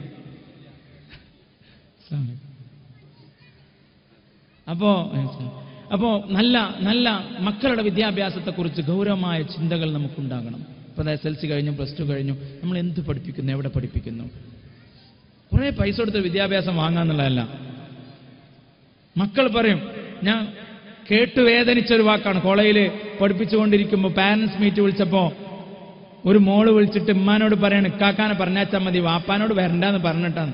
വാപ്പ വരുന്നത് മോൾക്ക് അസ്വസ്ഥത തോന്നിയിട്ടായിരിക്കാം. അപ്പൊ വാപ്പ കള്ളത്തിനടുത്തായിരിക്കും വരിക. എന്റെ വാപ്പയെന്ന് എവിടെ പോയാലും പറയാൻ എനിക്ക് ധൈര്യം വേണം. ഞാൻ എന്ത് കളക്ടറായാലും ഏത് അക്കാഡമിക് ഓഫീസറായാലും ഏത് യൂണിവേഴ്സിറ്റിയിലെ പ്രൊഫസറായാലും എന്റെ വാപ്പന്നെയാണ്. ആ വാപ്പ ചായ വിറ്റിട്ട് എന്നെ വളർത്തിയത്. മക്കൾക്ക് MBBS സർട്ടിഫിക്കറ്റ് മാത്രം ഉണ്ടാക്കി കൊടുത്താൽ പോരാ. ഗൾഫില് കഫ്റ്റീരിയയില് ഒരു വാപ്പ ഇരുന്നിട്ട് ആർത്തിയോടെ ഭക്ഷണം കഴിക്കുന്നുണ്ട്. മക്കൾ എങ്ങനെ അറിയണം എങ്ങനെയാ വാപ്പാരി പൈസ ഒക്കെ ഉണ്ടാക്കണെന്ന്. ഭയങ്കര ആർത്തിയോടെ വ്യാഴാഴ്ച ഇരുന്നിട്ട്, അപ്പൊ വ്യാഴാഴ്ച മൂപ്പർക്ക് തോട്ടത്തിൽ നിന്ന് ആകെ ഒഴിവിട്ടുണ്ട് വ്യാഴാഴ്ച. അപ്പൊ ആഴ്ചയിൽ മുഴുവനും റൊട്ടിയും പച്ചവെള്ളവും കഴിക്കാനേ പറ്റുള്ളൂ, ഉണങ്ങിയ റൊട്ടി തിന്നാൻ. അപ്പൊ ആഴ്ചയിൽ ഒരിക്കൽ കിട്ടുന്ന നല്ല ഭക്ഷണം തിന്നാൻ വേണ്ടി വന്നിക്കുക. അതാണ് ആർത്തിയോടെ തിന്നണത്. ഒപ്പം ചോദിക്കപ്പെട്ടപ്പോൾ ആള് പറഞ്ഞു, മോൾ MBBS പഠിക്കണത്. മോൾക്ക് MBBS ഉണ്ടാക്കാൻ വേണ്ടി, അതിന് 80 ലക്ഷം ഉണ്ടാക്കാൻ വേണ്ടി ബാപ്പ ഇവിടെ പച്ചവെള്ളം റൊട്ടിയാണ്. ഒരു ചായം കൂടി കുടിക്കൂല. ഒരു ദിർഹംസ് പോയ ഒരു ദിർഹമല്ല പോണതെന്ന് വിചാരിച്ചിട്ട്. രക്ഷിതാക്കൾക്കും സ്വാർത്ഥത വേണം ആ വിഷയത്തിൽ. സ്വാർത്ഥത എന്ന് പറഞ്ഞാൽ അള്ളാഹ്ക്ക് വേണ്ടിയുള്ള സ്വാർത്ഥത വേണം. മക്കൾ എന്ത് പഠിപ്പിക്കുന്നു എന്നത് കൃത്യമായ ധാരണ ഉണ്ടാകണം. +2 കുട്ടികളെ ചേർക്കുമ്പോൾ, BTECനും MTECനൊക്കെ പോയിട്ട് ചേർക്കുമ്പോൾ എന്താണ് ആ സ്കൂളിന്റെ സാഹചര്യം? നമ്മുടെ സംസ്കാരത്തിൽ നിന്ന് അന്യമായതാണോ? നല്ല വിദ്യാഭ്യാസം കൊടുക്കുക. നിങ്ങൾ ഓക്സ്ഫോർഡിൽ പഠിപ്പിക്കാൻ പറ്റുമെങ്കിൽ പഠിപ്പിക്കണം എന്നാണ് ഞാൻ പറഞ്ഞത്. IITയിലും IIMലും പഠിപ്പിക്കാൻ പറ്റുമെങ്കിൽ പഠിപ്പിക്കണം എന്നാണ് ഞാൻ പറഞ്ഞത്. പക്ഷേ അവിടെ പോകാനുള്ള, കൊണ്ടുവിടാനുള്ള കോൺഫിഡൻസ്, ആത്മവിശ്വാസം നിങ്ങൾക്കുണ്ടാകണം. 12ാം ക്ലാസ് പഠിക്കുമ്പോൾ ഏത് സ്കൂളിലാണ് പഠിക്കണമെന്ന് നോക്കിയിട്ടുണ്ടാവുള്ളൂ. അവിടെ ഈ കുട്ടി ചിലപ്പം 12ാം ക്ലാസ്സിൽ +1നും +2ന്റെ കാലത്ത് ഒരു ലോഹറും ഒരു അസ്റും നിസ്കരിച്ചിട്ടുണ്ടാവില്ല. BTECന്റെ 4.5 വർഷം ഒരു ലോഹറും ഒരു അസ്റും നിസ്കരിച്ചിട്ടുണ്ടാവില്ല. ഒക്കെ വന്നിട്ട് കള്ളാവ് വീട്ടിയിട്ട് പറയാം, ഓ ഒക്കെ വന്നിട്ട് നിസ്കരിക്കും, അത് അമ്മ പറയാം. ചേർക്കുമ്പോൾ നോക്കിയിട്ടുണ്ടാവില്ല. പോണ സ്കൂളിൽ CA അക്കാഡമി നടത്തുന്ന ഒരു സുഹൃത്ത് പറഞ്ഞു, ഇവിടെ കുറെ താത്താര് കുട്ടികളെ ചേർക്കാൻ വന്നു, കുറെ കാക്കാരും. ആൺകുട്ടികൾക്ക് അടുത്ത് പള്ളിയിൽ നിസ്കരിക്കാൻ സൗകര്യമുണ്ട്, ഈ പെൺകുട്ടികൾക്ക് നിസ്കരിക്കാൻ സൗകര്യമുണ്ടോ എന്ന് ഒരാളും ചോദിച്ചിട്ടാണ്. അപ്പൊ കരിയർ എഡ്യൂക്കേഷനൊക്കെ തിരഞ്ഞെടുക്കണം. അതിന്റെ മാമാങ്കം നടക്കുന്ന സമയം, എല്ലാവരും റിസൾട്ടൊക്കെ വന്ന് കുറെ കഷ്ടകാലത്തിനും കഷ്ടകാലം അല്ലാണ്ടോ A+ ഒക്കെ കിട്ടി, ഇനിയിപ്പോൾ എന്താ കാട്ടാന്നൊക്കെ വിചാരിച്ചടക്കുന്ന കാലം. അതുകൊണ്ട് എന്ത് വിദ്യാഭ്യാസം കൊടുക്കുന്നു? രക്ഷിതാക്കളുടെ ഗൗരവമായ ബാധ്യതയിലും ഉത്തരവാദിത്വത്തിലും പെട്ടതാണ് അവർക്ക് നല്ല ബോധമുള്ള, സംസ്കാരത്തിൽ നിന്ന് വ്യതിചലിക്കാത്ത നല്ല വിദ്യാഭ്യാസം കൊടുക്കുക, നല്ല ഉത്തമമായ സമൂഹത്തെ വാർത്തെടുക്കുക. രക്ഷാകർതൃത്വം എന്നത് നമ്മുടെ മക്കളുടെ മാത്രമല്ല, തലമുറയുടെ, ഒരു സമൂഹത്തിൽ നന്മ വളരുന്നതിനുള്ള നമ്മുടെ നിതാന്തമായ നീയത്തോടുകൂടിയുള്ള പ്രവർത്തനമാണ്. അള്ളാഹു നമ്മുടെ മക്കൾക്ക് സന്മാർഗം കാണിച്ചു കൊടുക്കാൻ, നമ്മുടെ ജീവിതം കൊണ്ടും പ്രാർത്ഥന കൊണ്ടും കാണിച്ചു കൊടുക്കാൻ അള്ളാഹു തൗഫീഖ് നൽകുമാറാകട്ടെ. വആഖിറു ദഅവാന അൽഹംദുലില്ലാഹി റബ്ബിൽ ആലമീൻ. അസ്സലാമു അലൈക്കും വറഹ്മത്തുള്ളാഹി വബറകാതുഹു.